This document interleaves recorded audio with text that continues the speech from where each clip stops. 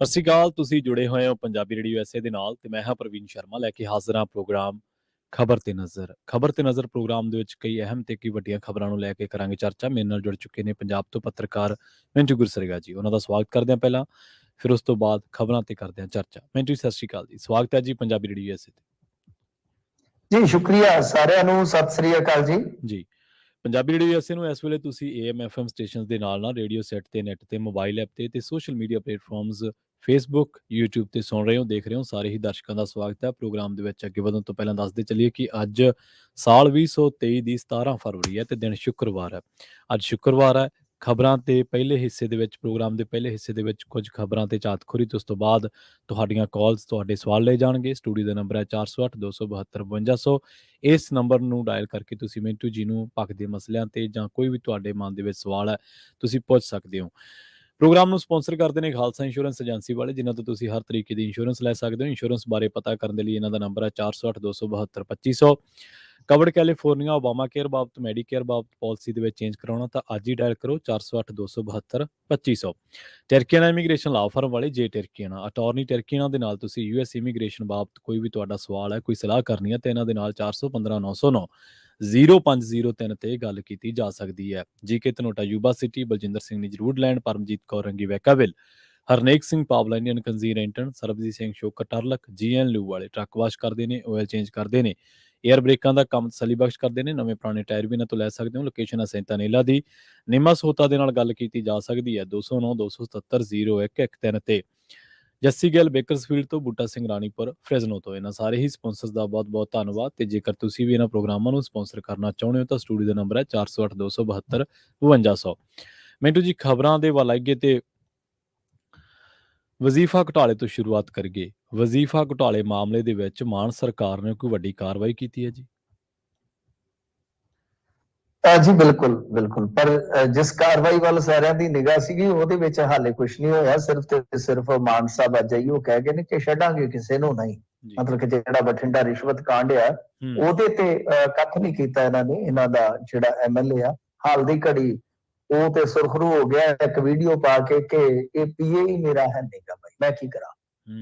ਤੇ ਇਹ ਵਿਰੋਧੀਆਂ ਦੀ ਚਾਲ ਆ। ਤੇ ਮਾਨ ਸਾਹਿਬ ਕਹਿੰਦੇ ਕਿ ਅਸੀਂ ਛੱਡਣਾ ਕੋਈ ਨਹੀਂ ਹੈਗਾ, ਭਾਵੇਂ ਉਹਦੇ ਬ੍ਰੈਕਟ ਦੇ ਵਿੱਚ ਕਿਸੇ ਵੀ ਪਾਰਟੀ ਦਾ ਨਾਮ ਲੱਗੇ। ਮਤਲਬ ਕਿ ਕੋਈ ਉਹਨਾਂ ਨੇ ਖਾਸ ਜਾਂ ਕਹਿ ਲਓ ਕਿ ਠੋਸ ਇਸ ਮਾਮਲੇ ਦੇ ਵਿੱਚ ਕਿਸੇ ਵੀ ਪੱਖ ਤੋਂ ਕੋਈ ਕਾਰਵਾਈ ਦੀ ਵਕਾਲਤ ਨਹੀਂ ਕੀਤੀ ਹੈਗੀ ਹਾਲ ਦੀ ਘੜੀ, ਫਿਲਹਾਲ ਦੀ ਘੜੀ। ਤੇ 2 ਦਿਨ ਦੇ ਰਿਮਾਂਡ ਤੇ ਉਹ ਚਲਾ ਗਿਆ। ਜਿਹੜਾ ਰਿਸ਼ਮ ਸੀਗਾ, ਨਾਂ ਤੇ ਬੜਾ ਵਧੀਆ ਰੱਖਿਆ, ਰਿਸ਼ਮ ਤੇ ਰਤਨ ਜੀ, ਯਾਨੀ RR ਤੇ ਇੱਕ ਤੀਸਰਾ ਵੀ ਕੋਈ ਰਲ ਗਿਆ ਤੇ ਫਿਰ RRR ਫਿਲਮ ਹੀ ਬਣ ਜਾਣੀ। ਰਲ ਤਾਂ ਗਈ ਰਿਸ਼ਵਤ ਮਿੰਟੂ ਜੀ, ਆਰ ਤੇ ਰਿਸ਼ਵਤ। ਹਾਂਜੀ, ਰਲ ਗਈ। ਮੈਂ ਕਿਹਾ ਰਿਸ਼ਵਤ ਆਰ ਤੇ ਰਾਰੇ ਤੇ।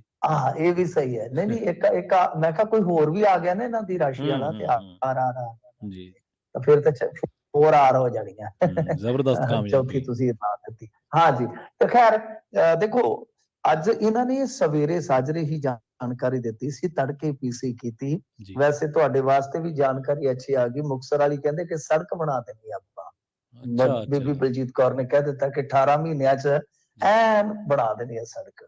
ਹੁਣ ਜਦੋਂ ਤੁਸੀਂ ਆਓਗੇ ਬਸ ਤਿਲਕਦੇ ਜਾਣਾ ਉਸ ਸੜਕ ਤੇ। ਖੈਰ ਗੱਲ ਇਹ ਹੈ ਕਿ ਭਾਈ ਹੁਣ ਇਸ ਮਾਮਲੇ 'ਚ ਜੋ ਇਹਨਾਂ ਨੇ ਕਾਰਵਾਈ ਕੀਤੀ ਹੈ ਉਹ ਇਹ ਕੀਤੀ ਹੈ ਕਿ ਜਿਹੜਾ ਪੋਸਟ ਮੈਟ੍ਰਿਕ ਸਕਾਲਰਸ਼ਿਪ ਵਜ਼ੀਫਾ ਸੀ, ਉਹ ਕਹਿੰਦੇ ਕਿ ਜੀ ਉਹਦੇ 'ਚ ਅਸੀਂ ਕਾਰਵਾਈ ਇਹ ਕੀਤੀ ਆ ਕਿ 6 ਅਫਸਰ ਜਿਹੜੇ ਅਸੀਂ ਬਰਤਰਫ ਕਰ ਦਿੱਤੇ ਆ। ਇਹਦੇ ਵਿੱਚ 4 ਅਧਿਕਾਰੀ ਜਿਹੜੇ ਸਮਾਜਿਕ ਨਿਆਂ, ਅਧਿਕਾਰਤਾ ਅਤੇ ਘੱਟ ਗਿਣਤੀ ਮਹਿਕਮੇ ਦੇ ਸਨ। ਮਤਲਬ ਕਿ ਜਿਹੜਾ ਮਹਿਕਮਾ ਬੀਬੀ ਬਲਜੀਤ ਕੌਰ ਕੋਲ ਆ ਜੀ, ਮੰਤਰਾਲਾ ਕਹਿ ਲਓ। ਤੇ 2 ਆ ਗਏ ਵਿੱਤ 'ਚ, ਵਿੱਤ ਜਿਹੜਾ ਆ ਗਿਆ ਮਤਲਬ ਕਿ ਫਾਈਨੈਂਸ। ਇਹਦੇ 'ਚ ਹੁਣ ਆ ਗਏ ਚੀਮਾ ਸਾਹਿਬ। ਤੇ ਜੁਆਇੰਟਲੀ ਇਹਨਾਂ ਨੇ ਇਹ PC ਕੀਤੀ ਸੀਗੀ। ਜਿਹੜੇ ਇਹਨਾਂ ਨੇ ਬਰਖਾਸਤ ਕੀਤੇ ਨੇ ਉਹਨਾਂ ਦੇ ਵਿੱਚ ਪਰਮਿੰਦਰ ਗਿੱਲ, ਇਹ ਨਾਮ ਤੁਸੀਂ ਸੁਣਿਆ ਹੀ ਹੋਣਾ, ਬਹੁਤ ਚਰਚਾ ਰਿਹਾ ਸੀਗਾ ਇਹਦਾ, ਪਰਮਿੰਦਰ ਗਿੱਲ ਦਾ। ਵੈਸੇ ਇਹਨੂੰ ਕਾਂਗਰਸ ਦੇ ਵਿੱਚ ਬਚਾਇਆ ਗਿਆ ਸੀ, ਬਹੁਤ ਵੱਡਾ ਸੇਫਗਾਰਡ ਸੀਗਾ, ਕਿਉਂਕਿ ਇੱਕ ਜਿਹੜਾ ਸੇਵਾ ਮੁਕਤ ਹੋਇਆ ਸੀ ਅਫਸਰ, ਜਿਸਨੇ ਬਾਅਦ ਚ ਚੋਣ ਲੜੀ ਕਾਂਗਰਸ ਵੱਲੋਂ ਫਿਰ ਵਿਧਾਇਕ ਬਣਿਆ, ਉਹ ਦੁਆਬੇ 'ਚ ਵਿਧਾਇਕ ਬਣਿਆ ਸੀਗਾ। ਮਤਲਬ ਦੱਸਿਆ ਜਾਂਦਾ ਕਿ ਇਹ ਉਹਦਾ ਚੇਲਾ ਸੀਗਾ ਤੇ ਇਹਦੇ ਕਰਕੇ ਬਚਿਆ ਰਿਹਾ। ਜੀ। ਅੱਛਾ, ਫਿਰ ਇਸ ਤੋਂ ਇਲਾਵਾ ਚਰਨਜੀਤ ਸਿੰਘ ਹੈ, ਕੋਈ ਮੁਕੇਸ਼ ਭਾਟੀਆ, ਹਰਜਿੰਦਰ ਚੋਪੜਾ, ਰਾਕੇਸ਼ ਚੋਪੜਾ ਵੀ ਚੋਪੜ ਦਿੱਤਾ, ਰਾਕੇਸ਼ ਅਰੋੜਾ ਤੇ ਬਲਦੇਵ ਸਿੰਘ। ਤਾਂ ਇਸ ਤਰ੍ਹਾਂ ਇਹ 6 ਇਹਨਾਂ ਨੇ ਕਹਿ ਲਓ ਕਿ ਬਰਖਾਸਤ ਕਰ ਦਿੱਤੇ ਤੇ ਚਰਨਜੀਤ ਤੇ ਰਾਕੇਸ਼ ਇਹ 2 ਸੇਵਾ ਮੁਕਤ ਹੋ ਗਏ ਨੇ। ਹਾਲਾਂਕਿ ਨਾਲ ਇਹਨਾਂ ਨੇ ਇਹ ਵੀ ਖੁਲਾਸਾ ਕੀਤਾ ਆ ਕਿ ਬਈ 39 ਕਰੋੜ ਰੁਪਏ ਦਾ ਪਤਾ ਹੀ ਨਹੀਂ ਲੱਗਣ ਡਿਆ ਕਿ ਉਹ ਕਿੱਧਰ ਚੱਲ ਗਿਆ ਹੈ। ਮਤਲਬ ਖੁਰਦ-ਬੁਰਦੀ ਹੈ।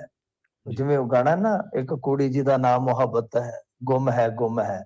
ਬਸ ਇਹ ਕਹਿੰਦੇ ਵੀ 39 ਕਰੋੜ ਦਾ ਕੱਖ ਵੀ ਪਤਾ ਨਹੀਂ ਹੈ ਕਿ ਕਿੱਧਰ ਚਲੇ ਗਿਆ। ਤਾਂ ਖੈਰ ਇਹਨਾਂ ਨੇ ਐਕਸ਼ਨ ਲਿਆ, ਜ਼ਬਰਦਸਤ ਐਕਸ਼ਨ ਲਿਆ। ਸਵੇਰੇ ਇਹਨਾਂ ਨੇ ਇਹ ਖਬਰ ਜਿਹੜੀ ਹੈ ਇੱਕ ਤਰ੍ਹਾਂ ਨਾਲ ਕਹਿ ਲਓ ਬਣਾ ਦਿੱਤੀ। ਪਰ ਉਹ ਜਿਹੜੀ ਬਠਿੰਡੇ ਵਾਲੀ ਖਬਰ ਸੀਗੀ ਨਾ, ਵੈਸੇ ਵੀ ਰਤਨ ਨੇ ਬਠਿੰਡਾ ਜਿਹੜਾ ਹੈ ਉਹ ਕਿਲਿਆ ਜਾਂ ਝੀਲਾ, ਮੈਨੂੰ ਲੱਗਦਾ ਉਹਨਾਂ ਨੇ ਬਠਿੰਡਾ ਮਸ਼ਹੂਰ ਨਹੀਂ ਕੀਤਾ ਜਿੱਦਾਂ ਕੱਲ ਇਹਨੇ ਕੀਤਾ ਹੈ ਨਾ, ਉਹਨਾਂ ਸ਼ਾਇਦ ਉਹ ਵੀ ਨਹੀਂ ਕਰ ਸਕੇ। ਤਾਂ ਇਸ ਕਰਕੇ ਇਹ ਖਬਰ ਬੇਸ਼ੱਕ ਇਹਨਾਂ ਨੇ ਬਹੁਤ ਵੱਡੀ ਬਣਾ ਕੇ ਪੇਸ਼ ਕੀਤੀ, ਪਰ ਤੁਹਾਨੂੰ ਪਤਾ ਹੀ ਹੈ ਸੋਸ਼ਲ ਮੀਡੀਆ ਦੇ ਮਹਾਰਥੀ ਕਿੱਥੇ ਲਾਗੇ ਲੱਗਣ ਦਿੰਦੇ ਆ, ਇਸ ਕਰਕੇ ਉਹ ਵੀ ਮੁੱਦਾ ਜਿਹੜਾ ਉਹ ਛਾਇਆ ਰਿਹਾ। ਜੀ ਮਿੰਟੂ ਜੀ, ਅਗਲੀ ਖਬਰ ਦੇ ਵੱਲ ਵਧੀਏ ਤੇ ਗੱਲ ਕਰੀਏ ਭਾਈ ਬਲਵੰਤ ਸਿੰਘ ਰਾਜੋਆਣਾ ਦੇ ਮਾਮਲੇ ਦੀ। ਇਸ ਮਾਮਲੇ ਤੇ ਸੁਣਵਾਈ ਹੋਈ ਹੈ ਜੀ ਅਦਾਲਤ ਦੇ ਵਿੱਚ? ਹਾਂਜੀ, ਅਦਾਲਤ ਦੇ ਵਿੱਚ ਯਾਨੀ ਸੁਪਰੀਮ ਕੋਰਟ ਦੇ ਵਿੱਚ, ਕਿਉਂਕਿ ਦੂਜੀਆਂ ਕੋਰਟਾਂ 'ਚ ਫੈਸਲਾ ਹੋ ਚੁੱਕਾ ਹੈ ਸਾਰੇ ਪਾਸੇ। ਤਾਂ ਮਸਲਾ ਕੀ ਹੈ ਕਿ ਫਾਂਸੀ ਦੀ ਸਜ਼ਾ ਨੂੰ ਉਮਰ ਕੈਦ 'ਚ ਤਬਦੀਲ ਕੀਤਾ ਜਾਵੇ। ਤਾਂ ਇਹ ਇੱਕ ਪਟੀਸ਼ਨ ਪਈ ਆ ਲੰਬੇ ਸਮੇਂ ਤੋਂ। ਤੁਹਾਨੂੰ ਪਤਾ ਕੇਸਰੀ ਲਹਿਰ ਚੱਲੀ ਸੀਗੀ ਪੰਜਾਬ ਦੇ ਵਿੱਚ ਉਸ ਵੇਲੇ ਬਹੁਤ ਵੱਡੇ ਪੱਧਰ ਤੇ। ਫਿਰ ਜਿੱਦਾਂ ਕਹਿ ਲਓ ਕਿ SGPC ਅੱਗੇ ਆਉਂਦੀ ਹੈ ਤੇ ਬੜਾ ਮਤਲਬ ਕਿ ਜੋਸ਼ੋ ਖਰੋਸ਼ ਸੀ ਉਸ ਵੇਲੇ ਕੌਮ ਦੇ ਵਿੱਚ, ਤੇ ਬੜਾ ਲਾਮਿਸਾਲ ਏਕਾ ਵੀ ਨਜ਼ਰ ਆਇਆ ਸੀਗਾ। ਖੈਰ, ਤਾਂ ਉਹ ਪਟੀਸ਼ਨ ਜਿਹੜੀ ਹੈ ਉਹ ਹਾਲੇ ਪੈਂਡਿੰਗ ਪਈ ਹੈ ਤੇ ਅੱਜ ਸੁਪਰੀਮ ਕੋਰਟ ਥੋੜਾ ਤਲਖ ਹੋਇਆ। ਤਲਖ ਇਸ ਕਰਕੇ ਹੋਇਆ ਕਿਉਂਕਿ ਸੁਪਰੀਮ ਕੋਰਟ ਦਾ ਜਿਹੜਾ ਕਾਨੂੰਨੀ ਨੁਮਾਇੰਦਾ ਸੀ ਉਹ ਹਾਜ਼ਰ ਹੀ ਨਹੀਂ ਸੀਗਾ ਉੱਥੇ। ਤਾਂ ਹਾਲਾਂਕਿ ਤਰੀਕ ਅੱਗੇ ਮਿਲ ਗਈ ਆ, ਪਰ ਤਰੀਕ ਬਹੁਤ ਨੇੜੇ ਦਿੱਤੀ ਆ, ਜਿੱਦਾਂ ਅੱਜ 17 ਤੇ 22 ਨੂੰ ਫਿਰ ਸੁਣਵਾਈ ਹੋਵੇਗੀ ਜੀ। ਇਹਨਾਂ ਨੇ ਜਿਹੜਾ ਜਵਾਬ ਦਿੱਤਾ ਸੀਗਾ, ਜਵਾਬ ਇਹਨਾਂ ਨੇ ਇਹ ਦਿੱਤਾ ਸੀਗਾ ਕਿ ਦੇਖੋ ਅਸੀਂ ਇਹਦੇ ਤੇ ਤੁਰੰਤ ਫੈਸਲਾ ਇਸ ਕਰਕੇ ਨਹੀਂ ਲੈ ਸਕਦੇ ਕਿਉਂਕਿ ਪੰਜਾਬ ਬੜਾ ਸੈਂਸਿਟਿਵ ਸਟੇਟ ਆ। ਇਹਨਾਂ ਨੇ ਜਿਹੜਾ ਜਵਾਬ ਦਾਖਲ ਕੀਤਾ ਹੁਣ ਤੱਕ, ਜਾਨੀ ਜੋ ਇਹਨਾਂ ਦੀ ਦਲੀਲ ਸੀਗੀ, ਤਾਂ ਇਹਦੇ ਤੇ ਸੁਪਰੀਮ ਕੋਰਟ ਨੇ ਬਹੁਤ ਕਹ ਲਓ ਕਿ ਬੁਰਾ ਮਨਾਇਆ ਇਸ ਚੀਜ਼ ਦਾ। ਉਹ ਕਹਿੰਦੇ ਆ ਕਿ ਭਾਈ ਨਹੀਂ, ਏਦਾਂ ਨਹੀਂ ਚੱਲੇਗਾ, ਤੁਹਾਨੂੰ ਕੁਝ ਚੀਜ਼ਾਂ ਦਾ ਤਾਂ ਨਿਬੇੜਾ ਭਾਈ ਕਰਨਾ ਹੀ ਪੈਣਾ ਹੈ। ਤਾਂ ਖੈਰ ਉਹਨਾਂ ਨੇ ਸਭ ਪੁੱਛਿਆ ਕਿ ਦੱਸੋ ਤੁਸੀਂ ਕਿੰਨਾ ਕੁ ਸਮਾਂ ਚਾਹੀਦਾ ਤੁਹਾਨੂੰ, ਵੀ ਇੰਨਾ ਸਮਾਂ ਤੁਸੀਂ ਲਈ ਆ ਰਹੇ ਹੋ ਤੇ ਹੁਣ ਤੁਸੀਂ ਅਖੀਰ ਕਿੰਨਾ ਕੁ ਸਮਾਂ ਚਾਹੁੰਦੇ ਜੀ। ਤਾਂ ਮੈਨੂੰ ਲੱਗਦਾ ਕਿ 22 ਤਰੀਕ ਨੂੰ ਇਹਨਾਂ ਨੂੰ ਸਾਰਾ ਜਿਹੜਾ ਜਵਾਬ ਆ ਉਹ ਦਾਖਲ ਕਰਨਾ ਪਵੇਗਾ ਤੇ ਉਹਦੇ ਵਿੱਚ ਸਾਫ਼ ਸਪਸ਼ਟ ਹੋ ਜਾਏਗਾ। ਹੋ ਸਕਦਾ ਮੁੜ ਕੇ ਸੁਪਰੀਮ ਕੋਰਟ ਟਾਈਮ ਬਾਉਂਡ ਵੀ ਕਰ ਦੇਵੇ। ਅੱਗੇ ਵੀ ਟਾਈਮ ਬਾਉਂਡ ਇਹਨਾਂ ਨੇ ਕੀਤਾ ਸੀ, ਪਰ ਉਹ ਜਵਾਬ ਦੇਣ ਵਾਸਤੇ ਸੀਗਾ ਕਿ ਬਈ ਇੰਨੇ ਟਾਈਮ ਦੇ ਵਿੱਚ ਤੁਸੀਂ ਫੈਸਲਾ ਲੈ ਕੇ ਸਾਨੂੰ ਜਵਾਬ ਦਿਓ। ਤਾਂ ਹਾਲ ਦੀ ਘੜੀ ਹੋ ਸਕਦਾ ਕਿ ਇਹ ਸੁਣਵਾਈ ਜਿਹੜੀ ਟਲੀ ਹੈ ਉਹਦੇ ਵਿੱਚ ਕੁਛ ਨਾ ਹੋਵੇ 22 ਤਰੀਕ ਨੂੰ, ਪਰ ਬਾਅਦ ਦੇ ਵਿੱਚ ਕੋਈ ਫੈਸਲਾ ਆ ਜਾਵੇ। ਪਰ ਉਮੀਦ ਬੜੀ ਹੈ ਕਿ ਕੋਈ ਫੈਸਲਾ ਜ਼ਰੂਰ ਆਵੇਗਾ। ਜੀ, ਅਗਲੀ ਗੱਲ ਵੀ ਮਿੰਟੂ ਜੀ ਅਦਾਲਤੀ ਸੁਣਵਾਈ ਦੀ ਹੋਈ ਹੈ। ਸੌਦਾ ਸਾਧ ਦੀ ਪੈਰੋਲ ਹੈ ਜਿਹੜੀ, ਉਹਦੇ ਖਿਲਾਫ ਪਟੀਸ਼ਨ ਤੇ ਨਹੀਂ ਹੋ ਸਕੀ ਸੁਣਵਾਈ। ਹਾਂਜੀ, ਦੇਖੋ ਇਹਦੇ 'ਚ ਹੁਣ ਇਹ ਹੈ ਨਾ ਪ੍ਰਵੀਨ ਜੀ, ਕਿਉਂਕਿ ਧਿਰਾਂ ਕਾਫੀ ਹੋ ਗਈਆਂ, SGPC ਚਲੇ ਗਈ ਪੈਰੋਲ ਦੇ ਉਲਟ। ਵੈਸੇ ਤੇ ਮੈਨੂੰ ਨਹੀਂ ਲੱਗਦਾ ਕਿ ਕੋਈ ਇਹਦੇ ਵਿੱਚ ਕੋਈ ਵੱਡਾ ਆਪਾਂ ਫੈਸਲਾ ਉਡੀਕੀ ਹੈ, ਕਿਉਂਕਿ ਫੈਸਲੇ ਤੇ ਆਲਰੇਡੀ ਹੋ ਚੁੱਕੇ ਨੇ। ਯਾਦ ਹੋਣਾ ਤੁਹਾਨੂੰ ਕਿ ਅੱਗੇ ਵੀ ਇਹਦੀ ਪੈਰੋਲ ਦੀ ਜਿਹੜੀ ਸੀਗੀ ਉਹ ਸੁਣਵਾਈ ਹੋਈ ਸੀ, ਚੈਲੰਜ ਹੋਇਆ ਸੀਗਾ। ਤਾਂ ਹੁਣ ਕੀ ਹੈ ਕਿ ਪਾਰਟੀਆਂ ਵੱਖੋ ਵੱਖ ਨੇ। ਪਾਰਟੀਆਂ ਜਿੱਦਾਂ ਲਾ ਲਓ SGPC, ਉਹਨੇ ਜਾ ਕੇ ਸ਼ਿਕਾਇਤ ਕੀਤੀ ਤੇ ਫਿਰ ਦੂਸਰੇ ਪਾਸੇ ਕੌਣ ਹੋ ਗਿਆ, ਦੂਸਰੇ ਪਾਸੇ ਕੇਂਦਰ ਸਰਕਾਰ, ਫਿਰ ਤੀਸਰੇ ਪਾਸੇ ਹਰਿਆਣਾ ਤੇ ਚੌਥੇ ਪਾਸੇ ਹੋ ਸਕਦਾ ਪੰਜਾਬ ਵੀ। ਕਿਉਂਕਿ SGPC ਨੇ ਇਹ ਗੱਲ ਕਹੀ ਹੈ ਨਾ, ਆਧਾਰ ਕਿਸ ਚੀਜ਼ ਨੂੰ ਬਣਾਇਆ ਉਹਨੂੰ ਨੋਟ ਕਰਿਓ ਕਿ ਇਹਦੀ ਛੁੱਟੀ ਦੇ ਨਾਲ, ਆਪਾਂ ਪੰਜਾਬੀ ਚ ਬੋਲ ਲੈਂਦੇ ਉਹਨੂੰ, ਇਹਦੀ ਛੁੱਟੀ ਦੇ ਨਾਲ ਪੰਜਾਬ ਦਾ ਮਾਹੌਲ ਵਿਗੜ ਸਕਦਾ ਆ। ਇਹਦੇ ਚ ਹਰਿਆਣੇ ਨੇ ਜਾ ਕੇ ਜਵਾਬ ਉਹੀਓ ਦਾਖਲ ਕਰ ਦਿੱਤਾ। ਮੈਂ ਤਾਂ ਕਹਿ ਰਿਹਾ ਕੋਈ ਵੱਡੀ ਉਮੀਦ ਰੱਖਣੀ ਨਹੀਂ ਜੇ ਚਾਹੀਦੀ। ਹੂੰ ਹਰਿਆਣੇ ਨੇ ਜਾ ਕੇ ਉਹੀ ਗੱਲ ਫੇਰ ਦੁਹਰਾਈ ਹੈ ਜਿਹੜੀ ਅੱਗੇ ਦੁਹਰਾਈ ਸੀਗੀ ਕਿ ਵੇਖੋ ਜੀ, ਪਹਿਲੀ ਗੱਲ ਤੇ ਇਹ ਹੈ ਕਿ ਇਹ ਪੰਜਾਬ ਤੋਂ ਬਹੁਤ ਦੂਰ ਬੈਠਾ ਬਾਗਪਤ ਦੇ ਵਿੱਚ, ਯੂਪੀ ਦੇ ਵਿੱਚ, ਜੀ ਕਿਵੇਂ ਮਾਹੌਲ ਖਰਾਬ ਕਰ ਦੇਗਾ। ਹੂੰ ਤੇ ਦੂਜੀ ਚੀਜ਼ ਇਹ ਆ ਕਿ ਦੇਖੋ ਪੈਰੋਲ ਸਿਸਟਮੈਟਿਕਲੀ ਮਿਲਦੀ ਆ ਤੇ ਉਹਨਾਂ ਨੂੰ ਮਿਲਦੀ ਆ ਜਿਨ੍ਹਾਂ ਦਾ ਵਿਹਾਰ ਚੰਗਾ ਹੋਵੇ। ਹੂੰ ਤੇ ਜਦੋਂ ਦੋਏ ਚੀਜ਼ਾਂ ਉਹਨਾਂ ਨੇ ਸਾਫ਼ ਕਰ ਦਿੱਤੀਆਂ ਕਿ ਵਿਹਾਰ ਵੀ ਇਹਦਾ ਚੰਗਾ ਹੈ ਜੀ ਤੇ ਬੈਠਾ ਵੀ ਬਹੁਤ ਦੂਰ ਆ, ਕੋਈ ਦੰਗਾ ਨਹੀਂ, ਕੋਈ ਕੁਛ ਨਹੀਂ, ਮਾਹੌਲ ਚੰਗਾ ਹੈ ਜੀ, ਤਾਂ ਫਿਰ ਕੋਈ ਪੰਗਾ ਕਾਹਦਾ ਹੈ ਜੀ। ਤਾਂ ਹੂੰ ਹਰਿਆਣੇ ਨੇ ਜਦੋਂ ਸਾਫ਼ ਕਰ ਦਿੱਤਾ ਹੈ, ਜਿਸਨੇ ਪੈਰੋਲ ਮਨਜ਼ੂਰ ਕੀਤੀ ਹੈ, ਤਾਂ ਫਿਰ ਕੌਣ ਰੋਕ ਸਕਦਾ ਹੈ। ਸੋ ਇਸ ਕਰਕੇ ਮੈਨੂੰ ਨਹੀਂ ਲੱਗਦਾ ਕਿ ਇਸ ਜਿਹੜੀ ਇਹ ਪਟੀਸ਼ਨ ਆ ਇਹਦੇ ਵਿੱਚ ਕੋਈ ਵੱਡਾ ਫੈਸਲਾ ਆ ਸਕਦਾ ਹੈ। ਹਾਂ, ਗੱਲ ਇਹ ਹੈ ਕਿ ਜਿਹੜੇ ਨੁਕਤੇ ਚੁੱਕਣੇ ਚਾਹੀਦੇ ਸੀ ਕਿ ਉਹ ਚੁੱਕੇ ਜਾਣਗੇ, ਕਿ ਜਿਸ ਤਰ੍ਹਾਂ ਦੀਆਂ ਗੱਲਾਂ ਬਾਤਾਂ ਹੁੰਦੀਆਂ ਨੇ, ਖਾਸ ਤੌਰ ਤੇ ਆਪਾਂ ਦੇਖਿਆ ਆਨਲਾਈਨ ਸਤਸੰਗ ਤੇ ਉਹਦੇ ਵਿੱਚ ਵੀ ਕੁਝ ਚੀਜ਼ਾਂ ਐਸੀਆਂ ਹੋਈਆਂ ਜਿਨ੍ਹਾਂ ਤੇ ਥੋੜੀਆਂ ਚਰਚਾਵਾਂ ਹੋਈਆਂ ਨੇ ਅਲੱਗ ਤੋਂ, ਤਾਂ ਕਿ ਮਤਲਬ ਕਿ ਇਲੈਕਸ਼ਨ ਮੁਤਲਕ ਜਾਂ ਜਿਹੜੀਆਂ ਚੀਜ਼ਾਂ ਕੀਤੀਆਂ ਜਾਂਦੀਆਂ ਕਿ ਉਹਦੇ ਮੱਦੇ ਨਜ਼ਰ ਕੋਈ ਹੋਰ ਡਾਇਰੈਕਸ਼ਨ ਹੋ ਸਕਦੀ, ਇਹ ਸਾਰੀਆਂ ਚੀਜ਼ਾਂ ਵੇਖਾਂਗੇ। ਪਰੰਤੂ ਵੇਖਣ ਵਾਲੀ ਗੱਲ ਤਾਂ ਹੁਣ ਇਹ ਹੈ ਨਾ ਕਿ ਹੁਣ ਇਹਦੀ ਸੁਣਵਾਈ ਜਿਹੜੀ ਹੋਣੀ ਆ ਪਟੀਸ਼ਨ ਦੀ, ਉਹ ਹੋਣੀ ਜੇ 28 ਨੂੰ, ਮਹੀਨਾ ਮੁੱਕ ਗਿਆ ਨਾ, 28 ਦਾ ਹੀ ਹੈ ਸ਼ਾਇਦ, ਤੇ ਉਸ ਤੋਂ ਬਾਅਦ ਤੇ ਫਿਰ 2-3 ਨੂੰ ਤੇ ਇਹਦੀ ਵਾਪਸੀ ਹੋ ਜਾਣੀ ਹੈ, ਜਿੱਦਾਂ ਉਹਨਾਂ ਨੇ ਪ੍ਰੋਗਰਾਮ ਚਲਾਇਆ ਹੋਇਆ ਸੀਗਾ ਕੁਝ ਹਿੰਦੂ ਸੰਗਠਨਾਂ ਨੇ, ਘਰ ਵਾਪਸੀ, ਇਹਦੀ ਜੇਲ੍ਹ ਵਾਪਸੀ ਹੋ ਜਾਣੀ ਆ। ਤੇ ਫਿਰ ਫਾਇਦਾ ਕੀ ਹੈ ਜਦੋਂ ਫਿਰ ਜੇ ਦੁਬਾਰਾ ਸੁਣਵਾਈ ਹੋਈ, ਤਾਂ ਤੁਸੀਂ ਆਪ ਹੀ ਸਮਝਦਾਰ ਹੋ ਕਿ ਉਹ ਫਿਰ ਰੈਲੇਵੈਂਸੀ ਕੀ ਰਹਿ ਜਾਏਗੀ ਉਸ ਚੀਜ਼ ਦੀ, ਕੁਛ ਵੀ ਨਹੀਂ, ਕੱਖ ਵੀ ਨਹੀਂ, ਨਥਿੰਗ। ਤਾਂ ਖੈਰ ਦੇਖਦੇ ਹਾਂ ਹੁਣ ਅੱਗੇ ਕੀ ਬਣਦਾ, ਪਰ ਲੱਗਦਾ ਨਹੀਂ, ਕਿਉਂਕਿ ਹਰਿਆਣੇ ਨੇ ਉਹੀ ਉਹ ਦਲੀਲ ਫਿਰ ਦੁਬਾਰਾ ਜਾ ਪੇਸ਼ ਕੀਤੀ ਆ ਜਿਹੜੀ ਪਹਿਲਾਂ ਵੀ ਉਹਨਾਂ ਨੇ ਕੋਰਟ ਦੇ ਮੂਹਰੇ ਰੱਖੀ ਸੀਗੀ।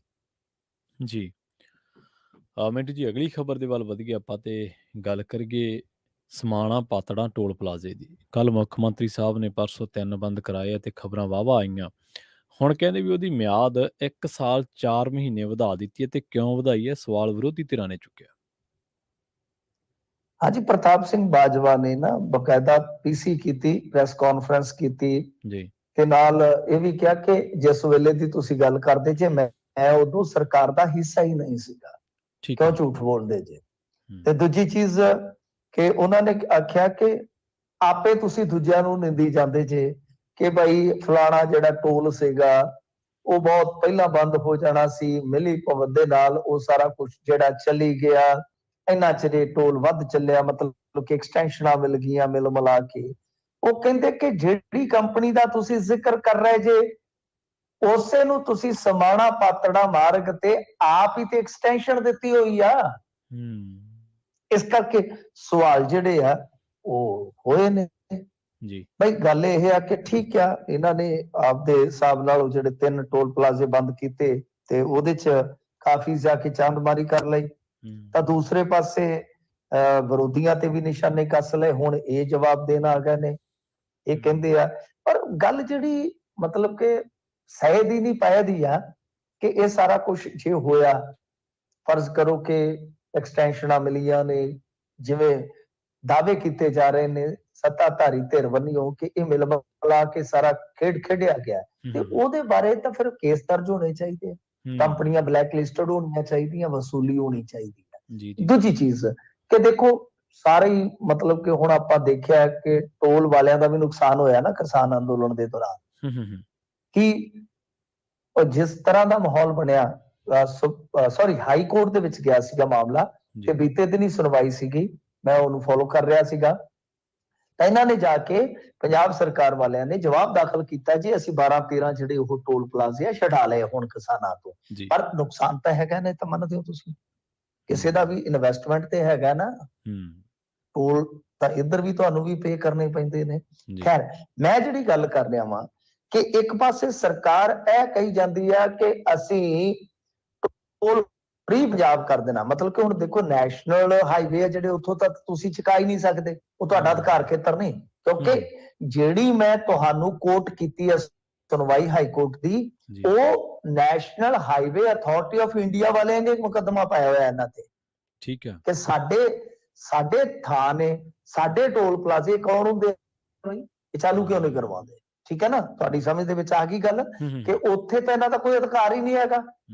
ਤੇ ਜਿਹੜੇ ਹੈਗੇ ਨੇ ਸਟੇਟ ਹਾਈਵੇ ਤੇ ਉਹਨਾਂ ਦੀ ਹਾਲਤ ਤਾਂ ਤੁਸੀਂ ਆਪ ਵੇਖਦੇ ਹੋ ਨਾ, ਮੁਕਤਸਰ ਵਾਲੀ ਸੜਕ ਦੁਨੀਆ ਭਰ ਚ ਮਸ਼ਹੂਰ ਹੋ ਗਈ ਹੈ ਬਿਲਕੁਲ ਜੀ। ਪਿਛਲੇ 8-10 ਸਾਲਾਂ ਚ ਜੀ ਪਤਾ ਨਹੀਂ ਕਿੰਨੇ ਕੋ ਐਕਸੀਡੈਂਟ ਹੋਏ ਨੇ। ਲੋਕ ਮਤਲਬ ਕਿ ਜਿੱਦਣ ਜਾਣਾ ਹੋਵੇ ਸਫ਼ਰ ਤੇ 2 ਰੋਟੀਆਂ ਵੱਧ ਖਾ ਕੇ ਤੁਰਦੇ ਨੇ ਕਿ ਹਜਮ ਤੇ ਹੋ ਜਾਣੀ ਉੱਥੇ।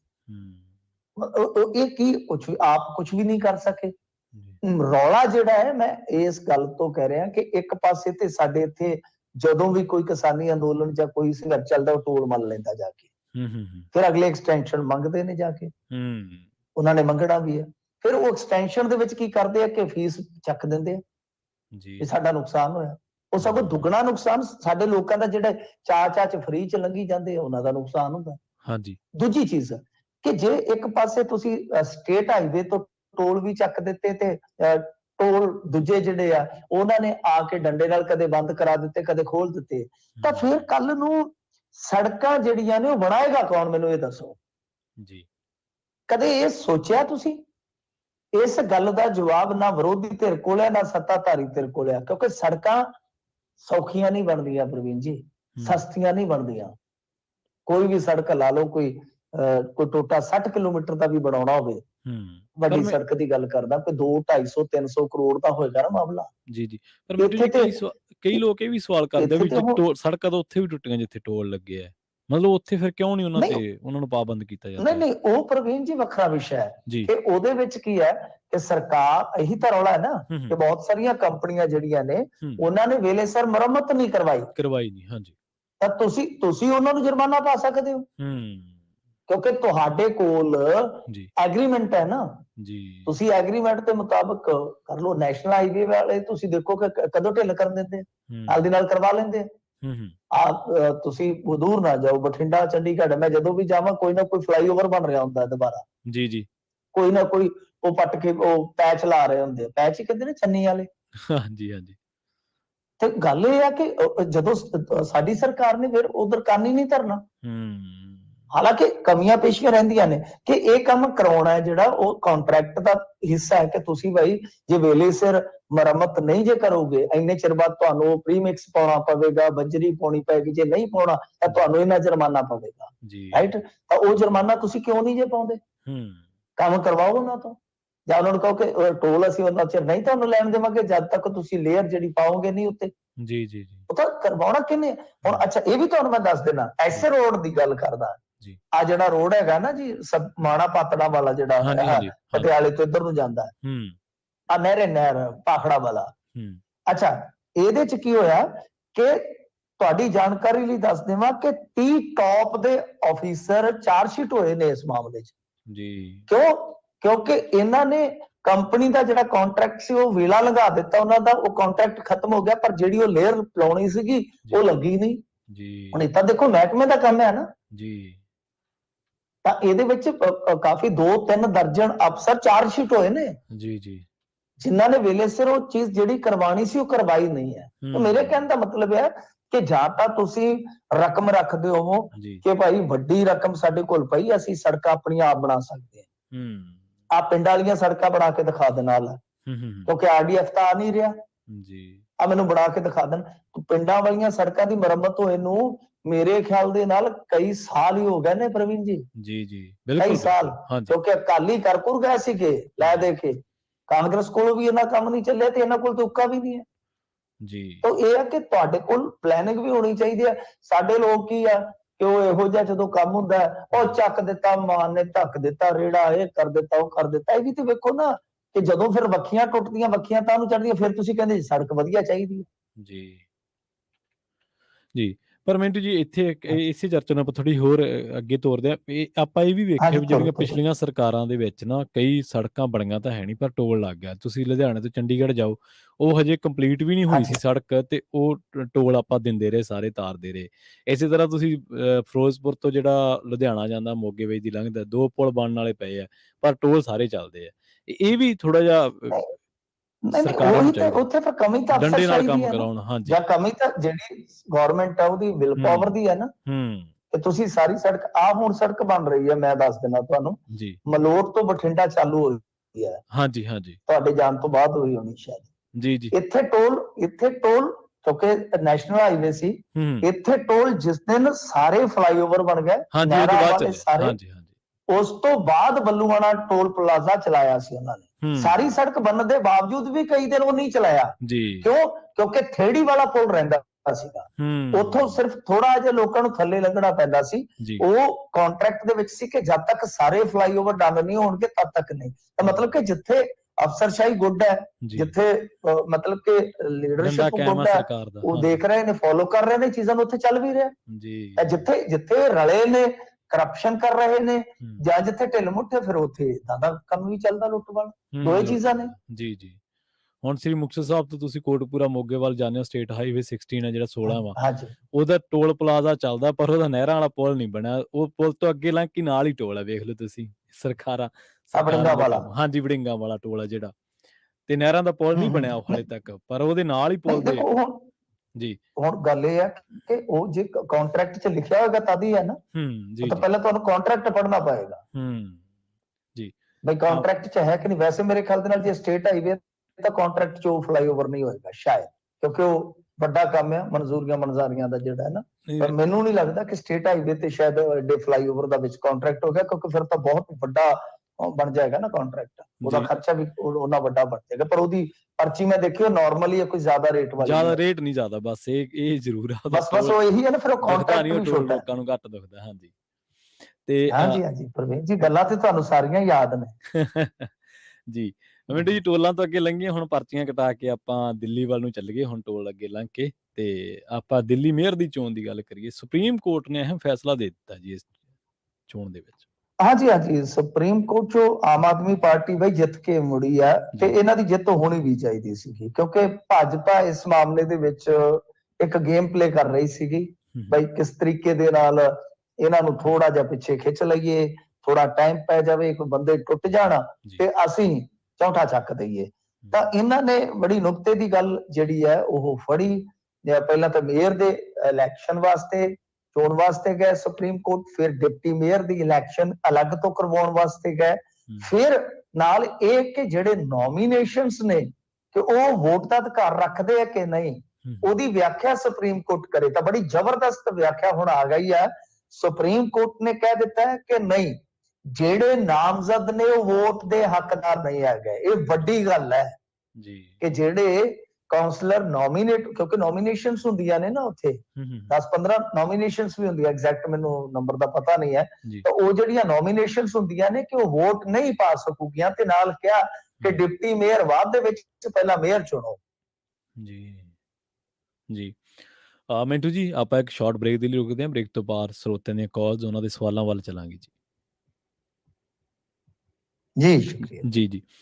ਸੋ ਪ੍ਰੋਗਰਾਮ ਖਬਰ ਤੇ ਨਜ਼ਰ ਦੇ ਵਿੱਚ ਵੇਲਾ ਹੋ ਗਿਆ ਇੱਕ ਸ਼ਾਰਟ ਬ੍ਰੇਕ ਦੇ ਲਈ ਰੁਕਣ ਦਾ। ਬ੍ਰੇਕ ਤੋਂ ਪਾਰ ਤੁਹਾਡੀਆਂ ਕਾਲ, ਤੁਹਾਡੇ ਸਵਾਲ ਲਵਾਂਗੇ। ਸਟੂਡੀਓ ਦਾ ਨੰਬਰ ਹੈ 408272 ਇਸ ਨੰਬਰ ਨੂੰ ਡਾਇਲ ਕਰਕੇ ਤੁਸੀਂ ਮਿੰਟੂ ਜੀ ਨੂੰ ਆਪਣਾ ਸਵਾਲ ਕਰ ਸਕਦੇ ਹੋ। ਇੱਕ ਸ਼ਾਰਟ ਬ੍ਰੇਕ ਤੋਂ ਬਾਅਦ ਵਾਪਸੀ, ਤੇ ਜਿਹੜੇ ਸਰੋਤੇ ਕਾਲਸ ਤੇ ਨੇ ਉਹ ਪਲੀਜ਼ ਆਪਣਾ ਪੇਸ਼ੈਂਸ ਬਣਾਈ ਰੱਖਣ। ਜਲਦ ਵਾਪਸੀ ਇੱਕ ਸ਼ਾਰਟ ਬ੍ਰੇਕ ਤੋਂ ਬਾਅਦ। ਜੁੜੇ ਰਹੋ ਪੰਜਾਬੀ ਰੇਡੀਓ USA ਦੇ ਨਾਲ।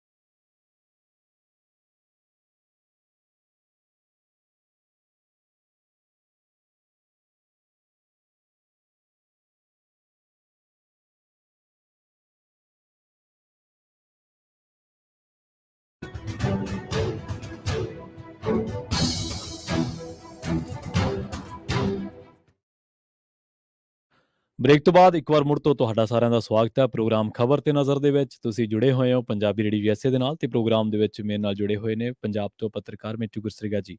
ਮਿੰਟੂ ਜੀ, ਬ੍ਰੇਕ ਤੋਂ ਬਾਅਦ ਇੱਕ ਵਾਰ ਮੁੜ ਤੋਂ ਤੁਹਾਡਾ ਵੀ ਸਵਾਗਤ ਹੈ ਜੀ। ਸਤਿ ਸ੍ਰੀ ਅਕਾਲ ਜੀ। ਸਤਿ ਸ਼੍ਰੀ ਅਕਾਲ ਜੀ।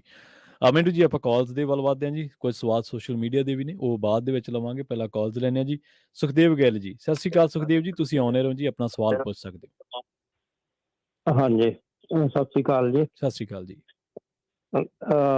ਇੱਕ ਤਾਂ ਉਹ ਪੁੱਛਣਾ ਸੀ ਵੀ ਜਿਹੜੀ ਨਕੋਦਰ ਗੋਲੀ ਕਾਂਡ ਹੋਇਆ ਸੀ, ਹੈ ਤਾਂ 86 ਦਾ, ਪਤਾ ਨਹੀਂ ਕਦੋਂ ਦਾ ਪੁਰਾਣਾ, ਵੀ ਉਹ ਕਿਉਂ ਨਹੀਂ ਮਤਲਬ ਨਾ ਆਇਆ, ਮਤਲਬ ਰੌਲਾ ਕਿਉਂ ਨਹੀਂ ਪਿਆ, ਉਹਦਾ ਜ਼ਿੰਮੇਵਾਰ ਕੌਣ ਹੈ? ਠੀਕ ਹੈ ਜੀ। ਦੂਸਰਾ, ਇੱਕ ਨਾ ਅਕਾਲੀ ਗੌਰਮੈਂਟ ਵੇਲੇ ਪਤਾ ਨਹੀਂ ਹੁਸ਼ਿਆਰਪੁਰ ਦੇ ਕੋਲੇ ਹਾਈਵੇ ਦੇ ਕੋਲੇ ਕਿਤੇ ਜ਼ਮੀਨ ਮਿਨਿਸਟਰ ਦਾ ਹੱਥ ਸੀ, ਉਹ 'ਚ ਕਿਸੇ ਦਾ ਘੁਟਾਲਾ ਹੋਇਆ ਸੀ, ਉਹ ਲਈ ਸੀ ਉਹਨਾਂ ਨੇ ਸਸਤੇ ਭਾਅ ਤੇ ਫੇਰ ਗਾ ਮਹਿੰਗੇ ਭਾਅ ਪੂ ਵੇਚਤੀ ਸੀ। ਉਹ ਇਹਨੇ ਕੈਪਟਨ ਨੇ ਕੇਸ ਚੱਕਿਆ ਸੀ ਜੀ। ਉਹਦਾ ਵੀ ਕੀ ਅਪਡੇਟ ਹੈ? ਕੋਈ ਉਹ ਵਿੱਚ ਹੀ ਰੱਦੀ ਦੀ ਟੁਕੜੀ ਢਿੱਗ ਪਈ। ਠੀਕ ਤੇ ਹੈ। ਇੱਕ ਇਹ ਜਿਹੜੀ ਹਾਈ ਕੋਰਟਾਂ ਦਾ ਕੋਈ ਨੈਤਿਕ ਫਰਜ਼ ਨਹੀਂ ਬਣਦਾ ਜੀ। ਜਿਹੜੀਆਂ ਰਿਪੋਰਟਾਂ ਇਹਨਾਂ ਨੇ ਕਹਿੰਦੇ ਉਹ ਚੋਂ ਕੀ ਬੰਬ ਨਿਕਲ ਜਾਂਦਾ ਜੇ ਖੋਲ ਲੈਂਦੇ, ਜੇ ਉਹ ਗੌਰਮੈਂਟਾਂ ਨਹੀਂ ਸੀ ਘਲਾਉਂਦੀਆਂ, ਤੇ ਇਹ ਹਾਈ ਕੋਰਟ ਦਾ ਕੋਈ ਨੈਤਿਕ ਫਰਜ਼ ਨਹੀਂ ਬਣਦਾ ਵੀ ਇਹ ਦੱਸੋ ਲਿਫਾਫੇ ਬੰਦ ਪਏ ਆ, ਵੀ ਇਹ 'ਚ ਕੀ ਬੰਬ ਹੈ, ਵੀ ਜਿਹੜੀ ਹਾਈ ਕੋਰਟ ਹੀ ਉੱਡ ਜਾਂਦੀ ਜਾਂ ਕੋਈ ਸਾਰਾ ਤੂਫਾਨ ਹੀ ਆ ਜਾਂਦਾ ਵੱਡਾ, ਵੀ ਉਹਦੇ ਪਿੱਛੇ ਕੀ ਸਾਜ਼ਿਸ਼ ਸੀ? ਆ 3 ਸਵਾਲ ਹੈ ਜੀ। ਠੀਕ ਹੈ ਜੀ, ਥੈਂਕ ਯੂ ਜੀ। ਸਰ ਮੇਰੀ ਬੇਨਤੀ ਹੈ, ਸਵਾਲ ਇੱਕ ਕਰ ਲਿਆ ਕਰੋ ਹੁਣ, ਕਿਉਂਕਿ ਤਿੰਨਾਂ ਦਾ ਆਪਾਂ ਜਵਾਬ ਵੱਖ-ਵੱਖ ਹੋ ਸਕਦਾ, ਲੰਬਾ ਹੋ ਜਾਵੇ ਤਾਂ ਫਿਰ ਜਿਹੜਾ ਦੂਸਰਾ ਕਾਲਰ ਆ ਉਹ ਮਤਲਬ ਕਿ ਜ਼ਿਆਦਾ ਵੇਟ ਕਰੇਗਾ। ਸੋ ਮੇਰੀ ਗੁਜ਼ਾਰਿਸ਼ ਹੈ ਤੁਹਾਨੂੰ, ਪਲੀਜ਼ ਇੱਕ ਦੁਬਾਰਾ ਜਦੋਂ ਸਮਾਂ ਹੋਵੇ ਫਿਰ ਕਾਲ ਕਰ ਲਿਆ ਕਰੋ। ਨੰਬਰ 1, ਹੁਣ ਦੇਖੋ ਗੱਲ ਇਹ ਆ ਕਿ ਚਲੋ ਮੈਨੂੰ ਹੁਣ ਦੂਜੇ ਦੋਵਾਂ ਦਾ ਪਤਾ ਹੀ ਨਹੀਂ ਲੱਗਿਆ, ਤੁਹਾਡੀ ਤੀਜੀ ਗੱਲ ਸੁਣ ਰਿਹਾ ਸੀਗਾ ਮੈਂ ਕਿ ਹਾਈ ਕੋਰਟ ਉਹਦੇ 'ਚ ਕੀ ਬੰਦ ਹੈ। ਅਸਲ ਵਿੱਚ ਕੀ ਹੈ ਕਿ ਜਿਹੜੀ ਸਰਕਾਰ ਕਾਂਗਰਸ ਦੀ ਸੀ, ਕਾਂਗਰਸ ਸਰਕਾਰ ਵੀ ਨਹੀਂ ਚਾਹੁੰਦੀ ਸੀ। ਜੇ ਕਾਂਗਰਸ ਸਰਕਾਰ ਚਾਹੁੰਦੀ ਹੁੰਦੀ ਤੇ ਸਾਰਾ ਕੁਝ ਹੋ ਜਾਣਾ ਸੀਗਾ। ਹਾਂ, ਇਹ ਗੱਲ ਸਹੀ ਹੈ ਕਿ ਹਾਈ ਕੋਰਟ ਜਿਹੜੀ ਆਪਣੇ ਪੱਧਰ ਤੇ, ਕਿਉਂਕਿ ਹਾਈ ਕੋਰਟ ਦੀ ਨਿਗਰਾਨੀ 'ਚੋਂ ਬਣਿਆ ਸੀਗਾ ਸਾਰਾ ਕੁਝ, SIT ਵਗੈਰਾ, ਉਹਨਾਂ ਨੂੰ ਆਪਣੇ ਆਪ ਖੋਲ ਦੇਣੀਆਂ ਚਾਹੀਦੀਆਂ ਸੀਗੀਆਂ। ਤਾਂ ਫਿਰ ਇਹਨਾਂ ਨੂੰ ਕਹਿੰਦੇ ਕਿ ਐਕਸ਼ਨ ਕਰੋ। ਇਹ ਬਿਲਕੁਲ ਸਵਾਲ ਵਾਜਬ ਹੈ, ਪਰ ਰੌਲਾ ਇਹੀ ਹੈ ਕਿ ਨਾ ਸਰਕਾਰ ਨੇ ਚਾਹਿਆ ਤੇ ਨਾ ਹਾਈ ਕੋਰਟ ਨੇ ਖੋਲੀਆਂ। ਪਰ ਤੁਸੀਂ ਮੈਨੂੰ ਇੱਕ ਗੱਲ ਦੱਸੋ ਕਿ ਕੀ ਸਰਕਾਰ ਦਾ ਨੈਤਿਕ ਫਰਜ਼ ਨਹੀਂ ਬਣਦਾ? ਜੇ ਹਾਈ ਕੋਰਟ ਦਾ ਬਣਦਾ, ਸਰਕਾਰ ਦਾ ਵੀ ਤਾਂ ਨੈਤਿਕ ਫਰਜ਼ ਬਣਦਾ। ਆਪਾਂ ਨੂੰ ਵੀ ਪਤਾ ਹੈ ਕਿ ਜਦੋਂ ਰਾਜਜੀਤ ਦਾ ਰੌਲਾ ਪਿਆ, ਇੰਦਰਜੀਤ ਦਾ ਰੌਲਾ ਪਿਆ, ਵੱਡੇ ਅਫਸਰਾਂ ਤੱਕ ਗੱਲ ਗਈ ਤਾਂ ਅਮਰਿੰਦਰ ਸਿੰਘ ਨੇ ਸਾਰਿਆਂ ਨੂੰ ਚੁੱਪ ਕਰਾ ਦਿੱਤਾ ਸੀਗਾ। ਹੁਣ ਅੰਦਰ ਖਾਤੇ ਕੀ ਹੋਇਆ ਉੱਥੇ ਜਾ ਕੇ ਹਾਈ ਕੋਰਟਾਂ ਦੇ ਵਿੱਚ, ਕਿਸ ਤਰ੍ਹਾਂ ਪੇਸ਼ੀਆਂ ਹੋਈਆਂ, ਕਿਸ ਤਰ੍ਹਾਂ ਸੁਣਵਾਈਆਂ ਹੋਈਆਂ, ਆਪਾਂ ਕਿਹੜਾ ਕੋਲ ਸੀਗੇ। ਪਰ ਰੌਲਾ ਤੇ ਇਹ ਹੈ ਕਿ ਸਰਕਾਰ ਜਿਹੜੀ ਕਿ ਸਟੇਟ ਦਾ ਇੱਕ ਤਰ੍ਹਾਂ ਨਾਲ ਕਹਿ ਲਓ ਕਿ ਆਪਾਂ ਗਾਰਡੀਅਨ ਕਹਿ ਲਓ, ਕਿ ਉਹੀ ਇਸ ਮਾਮਲੇ 'ਚ ਇਸ ਤਰ੍ਹਾਂ ਦਾ ਨਖੱਟੂ ਜਾਂ ਨਖੇਦਾ, ਤਾਂ ਫਿਰ ਕਿਹਦੇ ਤੇ ਰੋਸ ਹੈ? ਫਰਜ਼ ਤਾਂ ਉਹਨਾਂ ਦਾ ਬਣਦਾ ਸੀਗਾ ਨਾ ਕਿ ਜਦੋਂ ਰਿਪੋਰਟਾਂ ਸੀਲਬੰਦ ਰਿਪੋਰਟਾਂ ਪਈਆਂ ਸੀਗੀਆਂ, ਸੀਲਬੰਦ ਤੇ ਹੈ ਹੀ ਨਹੀਂ ਹੈ, ਉਹ ਤਾਂ ਸਾਰੇ ਅੰਸ਼ ਜਿਹੜੇ ਆ ਉਹ ਪਬਲਿਕ ਡੋਮੇਨ 'ਚ ਹੈਗੇ ਆ ਤਕਰੀਬਨ। ਹੁਣ ਦੇਖੋ ਅੱਗੇ ਕੀ ਬਣਦਾ। ਹੁਣ ਵਾਲੀ ਸਰਕਾਰ ਵੀ ਇਹੋ ਕਰੀ ਜਾਂਦੀ ਹੈ ਕਿ 3 ਤੇ ਕਾਰਵਾਈ ਕਰ ਦਿਆਂਗੇ ਜੀ, 1 ਕਿਉਂ ਛੱਡ ਰਹੇ ਆ ਰਿਪੋਰਟ ਨੂੰ?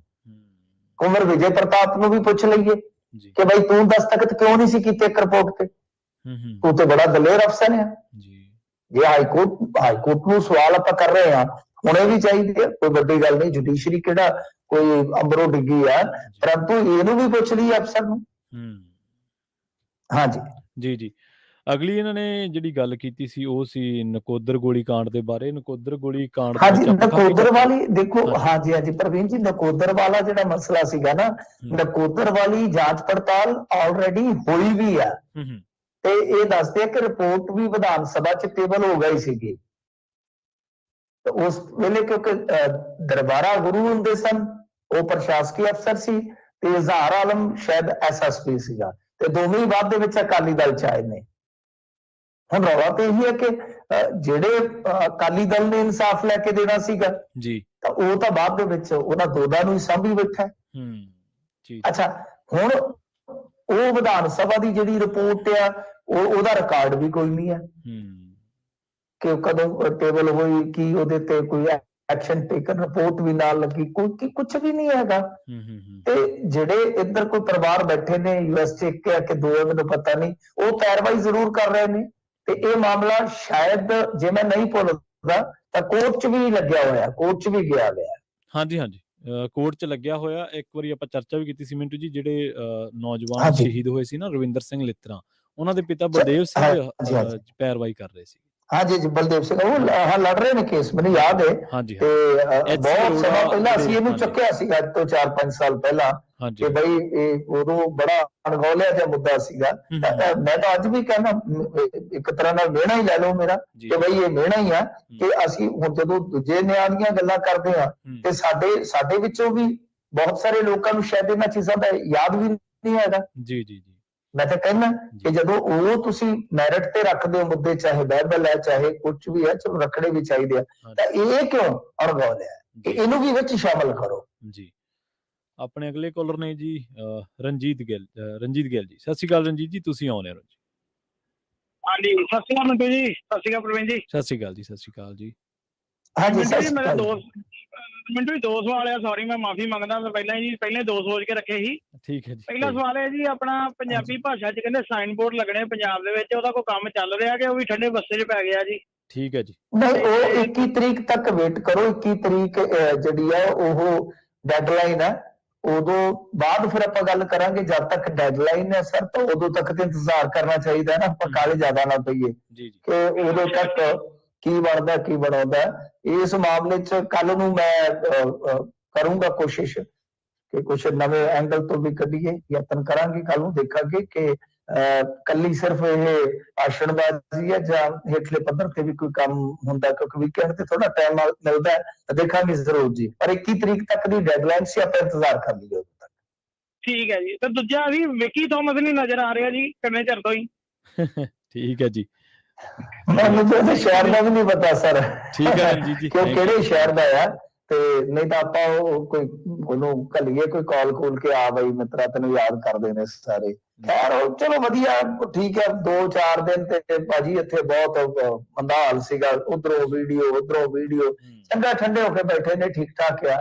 ਤੇ ਇਹ 2-4 ਹੈਗੇ ਨੇ ਭਰਾ ਸਾਡੇ, ਬਸ ਇਧਰੋਂ ਵੀਡੀਓ ਉਧਰੋਂ ਵੀਡੀਓ, ਮਤਲਬ ਕਿ ਜਿੱਦਾਂ ਅਸਮਾਨ 'ਚ ਮਜ਼ਾਇਲਾਂ ਨਾਲ ਮਜ਼ਾਇਲ ਟਕਰਾਵੇ ਨਾ, ਤਾਂ ਹੁੰਦਾ ਜੋ ਖੜਾਕ ਤੜਾਕ, ਐਸਾ ਹੁੰਦਾ ਸੀਗਾ। ਖੈਰ ਠੀਕ ਹੈ, ਵਧੀਆ ਠੰਡ ਢੰਡੋਰਾ ਜੇ ਆਉਣਾ ਹੋਇਆ ਤੇ ਜ਼ਰੂਰ ਹੈ। ਮੈਂ ਤਾਂ ਕਹਿੰਦਾ ਕਿ ਆਓ ਭਾਈ ਜੀ, ਸਦਕੇ ਆਓ। ਪੰਜਾਬ ਬਾਹਾਂ ਖੋਲ ਕੇ ਸਾਰਿਆਂ ਦਾ ਇੰਤਜ਼ਾਰ ਕਰਦਾ। ਪਰ ਆ ਜਿਹੜਾ ਵਿੱਚੋਂ ਕੰਮ ਇਹ ਚਲਾ ਦਿੰਦੇ ਆ ਨਾ, ਇਹ ਗਲਤ ਆ। ਇਹ ਗਲਤ ਹੈ, ਕਿਉਂਕਿ ਸਾਡੇ ਕੋਲ ਤੇ ਜਿਹੜੇ ਜ਼ਰੂਰੀ ਮੁੱਦੇ ਆ ਉਹਨਾਂ ਦੀ ਕੋਈ ਕਮਤੀ ਨਹੀਂ ਹੈਗੀ, ਕੋਈ ਘਾਟ ਨਹੀਂ। ਫਿਰ ਜਦੋਂ ਆਪਸ ਦੇ ਵਿੱਚ ਇਹ ਡਹਿ ਪੈਂਦੇ ਆ, ਲੋਕ ਉਹਨਾਂ 'ਚ ਉਲਝ ਜਾਂਦੇ ਆ, ਤੇ ਉਧਰੋਂ ਜਾਂਦੇ ਆ, ਉਧਰੋਂ ਜਾਂਦੇ ਆ, ਤੇ ਉਹਨਾਂ ਨੂੰ ਗਾਲਾਂ ਕੱਢੀ ਜਾਂਦੇ ਆ, ਤੇ ਉਹਨਾਂ ਨੂੰ ਗਾਲਾਂ ਕੱਢੀ ਜਾਂਦੇ। ਜੀ ਆਪਣੇ ਅਗਲੇ ਕਾਲਰ ਨੇ ਜੀ ਬੂਟਾ ਸਿੰਘ ਜੀ। ਸਤਿ ਸ਼੍ਰੀ ਅਕਾਲ ਬੂਟਾ ਸਿੰਘ ਜੀ, ਤੁਸੀਂ ਆਉਣੇ ਹੋ ਜੀ। ਹਾਂਜੀ ਪ੍ਰਵੀਨ ਜੀ ਤੇ ਮਿੰਟੂ ਗੁਰਸਰੀਆ ਜੀ ਤੇ ਪੰਜਾਬੀ ਰੇਡੀਓ ਦੇ ਸਾਰੇ ਸੁਣਨ ਵਾਲੇ ਸਰੋਤਿਆਂ ਨੂੰ ਵਾਹਿਗੁਰੂ ਜੀ ਕਾ ਖਾਲਸਾ, ਵਾਹਿਗੁਰੂ ਜੀ ਕੀ ਫਤਿਹ ਜੀ। ਵਾਹਿਗੁਰੂ ਜੀ ਕਾ ਖਾਲਸਾ, ਵਾਹਿਗੁਰੂ ਜੀ ਕੀ ਫਤਿਹ ਜੀ। ਅੱਛਾ ਜੀ ਮਿੰਟੂ ਗੁਰਸਰੀਆ ਜੀ, ਤੁਹਾਨੂੰ ਚੇਤਾ ਆਣਾ ਜਦੋਂ ਕੈਪਟਨ ਸਾਹਿਬ ਨੇ ਸਰਕਾਰ ਬਣਾਈ ਸੀ ਨਾ, ਆ ਰੋਡਾਂ ਦੀ ਗੱਲ ਕਰਦੇ ਆ, ਮੈਂ ਕੰਟਰੈਕਟ ਬੇਸ ਤੇ ਕਰਾਉਂਗਾ ਕੰਮ, ਤੇ ਉਹਨੇ ਮੁੜ ਕੇ ਚੁੱਪ ਕਰਕੇ ਰੌਲਾ ਛੱਡਤਾ ਹੀ, ਗੱਫੇ ਅਗਲੇ ਨੇ ਦੇਤੇ ਤੇ ਸਸਤੇ ਲੈ ਲਏ। ਤੇ ਉਹ ਸੜਕਾਂ ਦਾ ਜੇ ਕੰਟਰੈਕਟ ਬੇਸ ਤੇ ਬਣਾਈਆਂ ਹੋਣ ਨਾ, ਤੇ ਉਹਨਾਂ ਦੀ ਮਨਿਆਦ ਹੋਊਗੀ 2-4 ਸਾਲ, ਤੇ ਉਹਦਾ ਲਿਖ ਕੇ ਲਾਇਆ ਜਾਊਗਾ ਵੀ ਭਾਈ ਕਿੰਨੇ ਚਿਰ ਦਾ ਤੁਹਾਡਾ ਕੰਟਰੈਕਟ, ਜੇ ਟੁੱਟਦੀ ਤਾਂ ਉਹਨੂੰ ਰਿਪੇਅਰ ਕਰਨੀ ਪਊਗੀ। ਤੇ ਇਹ ਕੰਟਰੈਕਟ ਹੀ ਹੁੰਦਾ ਸਰ, ਇਹ ਤਾਂ ਕੰਟਰੈਕਟ ਹੀ ਹੁੰਦਾ ਹੈ। ਜੇ ਜਿਹੜੀ ਟੋਲ ਵਾਲੀ ਸੜਕ ਹੈ, ਕੰਟਰੈਕਟਰ ਹੈ ਤਾਂ ਕੰਟਰੈਕਟ ਹੀ ਹੋਏਗਾ ਉਹਦਾ। ਨਹੀਂ ਤੇ ਫਿਰ ਬਣਾਉਂਦੇ ਕਿਉਂ ਨਹੀਂ ਗੇ ਜੀ? ਫਿਰ ਉਹਨਾਂ ਦੇ ਗੱਲ 'ਚ ਪਾਉਣ ਹੱਥ ਵੀ ਭਾਈ ਤੁਸੀਂ ਤਾਂ ਜਾਣੇ ਮਗਰੋਂ ਬਜਰੀ ਜੀ ਪਾ ਕੇ ਤੇ ਖਿੱਲਰ ਪਹਿਲਾਂ ਜਾਂਦੀ ਆ ਟਾਇਰਾਂ ਨਾਲ, ਲੋਕਾਂ ਦੇ ਨਾਲੇ ਸ਼ੀਸ਼ੇ ਟੁੱਟਦੇ ਗੱਡੀਆਂ ਦੇ। ਜੀ ਠੀਕ ਹੈ ਜੀ। ਹਾਂਜੀ ਨਹੀਂ, ਉਹ ਸਰ ਗੱਲ ਇਹ ਹੈ ਕਿ ਉਹ ਅੱਗੇ ਵੀ ਆਪਾਂ ਗੱਲ ਕਰਕੇ ਹਟੇ ਆ ਕਿ ਜਿਹੜੀ ਅਫਸਰਸ਼ਾਹੀ ਹੈ ਜਾਂ ਜਿਹੜੀ ਲੀਡਰਸ਼ਿਪ ਆ, ਉਹ ਦੋ ਹੀ ਧਿਰਾਂ ਨੇ। ਤਾਂ ਜੇ ਉਹ ਦੋਵੇਂ ਵਿਲ ਪਾਵਰ ਦੇ ਨਾਲ ਕੰਮ ਕਰਨ ਤੇ ਬਹੁਤ ਵਧੀਆ ਗੱਲ ਹੈ। ਇਹ ਬਹੁਤ ਵਧੀਆ ਗੱਲ ਹੈ। ਕੰਪਨੀਆਂ ਵੀ ਆਉਣ, ਆਪਣਾ ਇਨਵੈਸਟਮੈਂਟ ਕਰਨ, ਥੋੜੀ ਪਰਚੀ ਹੋਵੇ, ਲੋਕ ਵੀ ਸੁਖਾਲੇ ਹੋਣ, ਤੇ ਵੇਲੇ ਸਿਰ ਮੁਰੰਮਤ ਹੋਵੇ। ਇਹ ਹੈਗਾ ਕਈ ਮੈਂ ਤੁਹਾਨੂੰ ਦੱਸਿਆ ਨਾ ਕਿ ਜਿੱਥੇ ਹਾਈਵੇ ਤੇ ਅਗਲਿਆਂ ਦੀ ਡਾਂਗ ਕਾਇਮ ਆ, ਉੱਥੇ ਡਾਂਗ ਅੱਗੇ ਭੂਤ ਨੱਚਦੇ ਨੇ। ਤੇ ਪੰਜਾਬ 'ਚ ਹੋਇਆ ਵਾ ਕਿ ਤੁਹਾਨੂੰ ਮੈਂ ਦੱਸਿਆ ਕਿ 25-30 ਅਫਸਰਾਂ ਨੂੰ ਚਾਰਜ ਸ਼ੀਟ ਕੀਤਾ ਗਿਆ ਇਸ ਮਾਮਲੇ 'ਚ, ਜਿਨ੍ਹਾਂ ਨੇ ਪੈਸੇ ਖਾ ਕੇ ਕੰਪਨੀ ਨੂੰ ਲਾਹਾ ਦਿੱਤਾ ਹੈ। ਤੇ ਜਿੱਥੇ ਇੱਕ ਕੇਸ ਦੇ ਵਿੱਚ ਇਦਾਂ ਦੀ ਕਾਰਵਾਈ ਹੋ ਸਕਦੀ ਹੈ, ਦੂਜੀਆਂ ਥਾਵਾਂ ਤੇ ਕਿਉਂ ਨਹੀਂ? ਜੀ ਆਪਣੇ ਅਗਲੇ ਕਾਲਰ ਨੇ ਜੀ ਲਖਵਿੰਦਰ ਸਿੰਘ ਜੀ। ਸਤਿ ਸ਼੍ਰੀ ਅਕਾਲ ਲਖਵਿੰਦਰ ਜੀ, ਤੁਸੀਂ ਆਉਣੇ ਹੋ ਜੀ। ਲਖਵਿੰਦਰ ਸਿੰਘ ਜੀ, ਸਤਿ ਸ਼੍ਰੀ ਅਕਾਲ, ਤੁਸੀਂ ਆਨ ਏਅਰ ਹੋ ਜੀ। ਹਾਂਜੀ, ਸਤਿ ਸ਼੍ਰੀ ਅਕਾਲ ਪ੍ਰਵੀਨ ਜੀ ਤੇ ਮਿੰਟੂ ਗੁਸਰੀਆ ਜੀ। ਸਤਿ ਸ਼੍ਰੀ ਅਕਾਲ ਜੀ। ਸਤਿ ਸ਼੍ਰੀ ਅਕਾਲ ਸਰ। ਮੇਰਾ ਕੁਐਸਚਨ ਥੋੜਾ ਹਟ ਕੇ ਜੀ। ਮੇਰਾ ਕੁਐਸਚਨ ਹੈਗਾ ਜੀ ਖੇਡ ਦੇ ਮੁਤਾਬਕ, ਜਿਵੇਂ ਕ੍ਰਿਕਟ ਟੀਮ ਦੇ ਕੋਈ ਵਨਡੇ ਮੈਚ ਹੁੰਦਾ ਹੈ ਜਾਂ ਟੈਸਟ ਮੈਚ ਹੁੰਦਾ ਹੈ, ਪਲੀਜ਼ ਮਿੰਟੂ ਜੀ ਤੁਸੀਂ ਉਹਦੇ ਬਾਰੇ ਵੀ ਸਾਨੂੰ ਦੱਸਿਆ ਕਰੋ, ਕਦੋਂ ਕਿਹੜਾ ਮੈਚ ਹੋਣਾ, ਕਦੋਂ ਕਿਹੜੀ ਕੰਪਨੀ ਕਿਹੜੀ ਟੀਮ ਨਾਲ ਹੋਣਾ। ਜੀ ਜੀ ਜੀ, ਕੋਈ ਗੱਲ ਨਹੀਂ ਜੀ, ਅਸੀਂ ਅੱਗੇ ਕਰਦੇ ਰਹੇ, ਅੱਗੇ ਸਪੋਰਟਸ ਨਾਲ ਜੁੜੀ ਇੱਕ ਖਬਰ ਜ਼ਰੂਰ ਕਰਦੇ ਹੁੰਦੇ ਸੀਗੇ, ਤੇ ਕੋਈ ਗੱਲ ਨਹੀਂ ਹੈ। ਜਦੋਂ ਵੀ ਕੋਈ ਵੱਡਾ ਇਵੈਂਟ ਹੁੰਦਾ ਵੈਸੇ ਅਸੀਂ ਉਹਨੂੰ ਕਵਰ ਵੀ ਕਰਦੇ ਹਾਂ। ਮੈਂ ਖੁਦ ਬਹੁਤ ਜ਼ਿਆਦਾ, ਪ੍ਰਵੀਨ ਜੀ ਨੂੰ ਪਤਾ ਹੈ, ਮੈਂ ਮੇਰੇ ਟੀਵੀ ਤੇ ਦੋ ਹੀ ਚੀਜ਼ਾਂ ਚੱਲਦੀਆਂ ਹੁੰਦੀਆਂ ਨੇ, ਇੱਕ ਖਬਰ ਜਾਂ ਖੇਡ, ਬਸ ਦੋ ਹੀ ਚੀਜ਼ਾਂ ਮੈਂ ਦੇਖਦਾ। ਤੇ ਮੈਂ ਤਾਂ ਖੁਦ ਬੜਾ ਵੱਡਾ ਖੇਡ ਪ੍ਰੇਮੀ ਹਾਂ, ਤੇ ਕੋਈ ਗੱਲ ਨਹੀਂ ਜੀ, ਜ਼ਰੂਰ ਅਸੀਂ ਕੋਸ਼ਿਸ਼ ਕਰਿਆ ਕਰਾਂਗੇ ਕਿ ਜੇ ਕੋਈ ਮੰਨ ਲਓ ਵੱਡਾ ਇਵੈਂਟ ਹੈ ਉਹਦਾ ਅਸੀਂ ਸ਼ਡਿਊਲ ਜਿਹੜਾ ਹੈ ਉਹ ਤੁਹਾਨੂੰ ਦੱਸ ਸਕੀਏ। ਜੇ ਮੇਰੇ ਵਾਲੇ ਸੈਗਮੈਂਟ ਚ ਟਾਈਮ ਘੱਟ ਹੋਇਆ ਕਰਦਾ ਤਾਂ ਮੈਂ ਇਹਨਾਂ ਨੂੰ ਜ਼ਰੂਰ ਭੇਜ ਦਿਆ ਕਰਾਂਗਾ ਕਿ ਇਹ ਤੁਹਾਨੂੰ ਅਪਡੇਟ ਕਰਦਿਆ ਕਰਨਗੇ। ਜਿਹੜੇ ਖੇਡ ਪ੍ਰੇਮੀ ਆ ਥੋੜੇ ਹੁੰਦੇ ਆ, ਪਰ ਉਹਨਾਂ ਦੀ ਵੀ ਖੁਆਇਸ਼ ਜਿਹੜੀ ਹੈ ਜ਼ਰੂਰ ਪੂਰੀ ਹੋਣੀ ਚਾਹੀਦੀ। ਨਹੀਂ ਬਿਲਕੁਲ ਮਿੰਟੂ ਤੇ ਵੈਸੇ ਉਹ ਇੱਕ ਪਿਛਲੀ ਵਾਰੀ ਮੈਨੂੰ ਯਾਦ ਆ ਗਿਆ ਪ੍ਰਵੀਨ ਜੀ, ਉਹ ਸਵਾਲ ਪੁੱਛਿਆ ਸੀਗਾ ਨਾ NOC ਨਾਲ ਜੁੜਿਆ, NOC ਵਾਲਾ ਸ਼ਾਇਦ ਆਪਾਂ ਨੂੰ ਆਇਆ ਸੀਗਾ ਸਵਾਲ। ਤਾਂ ਉਹਦੇ ਵਿੱਚ ਕੀ ਹੈ ਕਿ ਜਿੰਨਾ ਕੋ ਮੈਂ ਪਤਾ ਕੀਤਾ, ਕੋਈ NOC ਤੇ ਉਹ ਜਿਹੜਾ ਮਸਲਾ ਸੀਗਾ ਰੋਕ ਲੱਗੀ ਹੋਈ ਸੀ, ਉਹ ਹਟਾ ਲਈ ਹੈ। ਕਲੈਕਟਰ ਰੇਟ ਦੇ ਹਿਸਾਬ ਨਾਲ ਹੀ ਹੁਣ ਪਲਾਟ ਦੀ ਤੁਸੀਂ ਰਜਿਸਟਰੀ ਆਪਣੀ ਕਰਵਾ ਸਕਦੇ ਹੋ। ਅੱਗੇ ਉਹ 75 ਗੁਣਾ ਕੇ ਪਤਾ ਨਹੀਂ 75% ਜੁਰਮਾਨੇ ਦਾ ਪ੍ਰੋਵੀਜ਼ਨ ਸੀਗਾ, ਉਹ ਹਟ ਗਿਆ ਹੈ। ਜੀ ਜੀ ਜੀ, ਠੀਕ ਹੈ ਜੀ। ਜਿਹੜੀ ਲਖਵਿੰਦਰ ਸਿੰਘ ਜੀ ਨੇ ਸੁਝਾਅ ਦਿੱਤਾ ਸਪੋਰਟਸ ਦਾ, ਤਾਂ ਜਿਵੇਂ ਪੰਜਾਬੀ ਰੇਡੀਓ ਐਸੇ ਦੇ program update farming, update trucking, update America, update California, update Canada ਹੈ।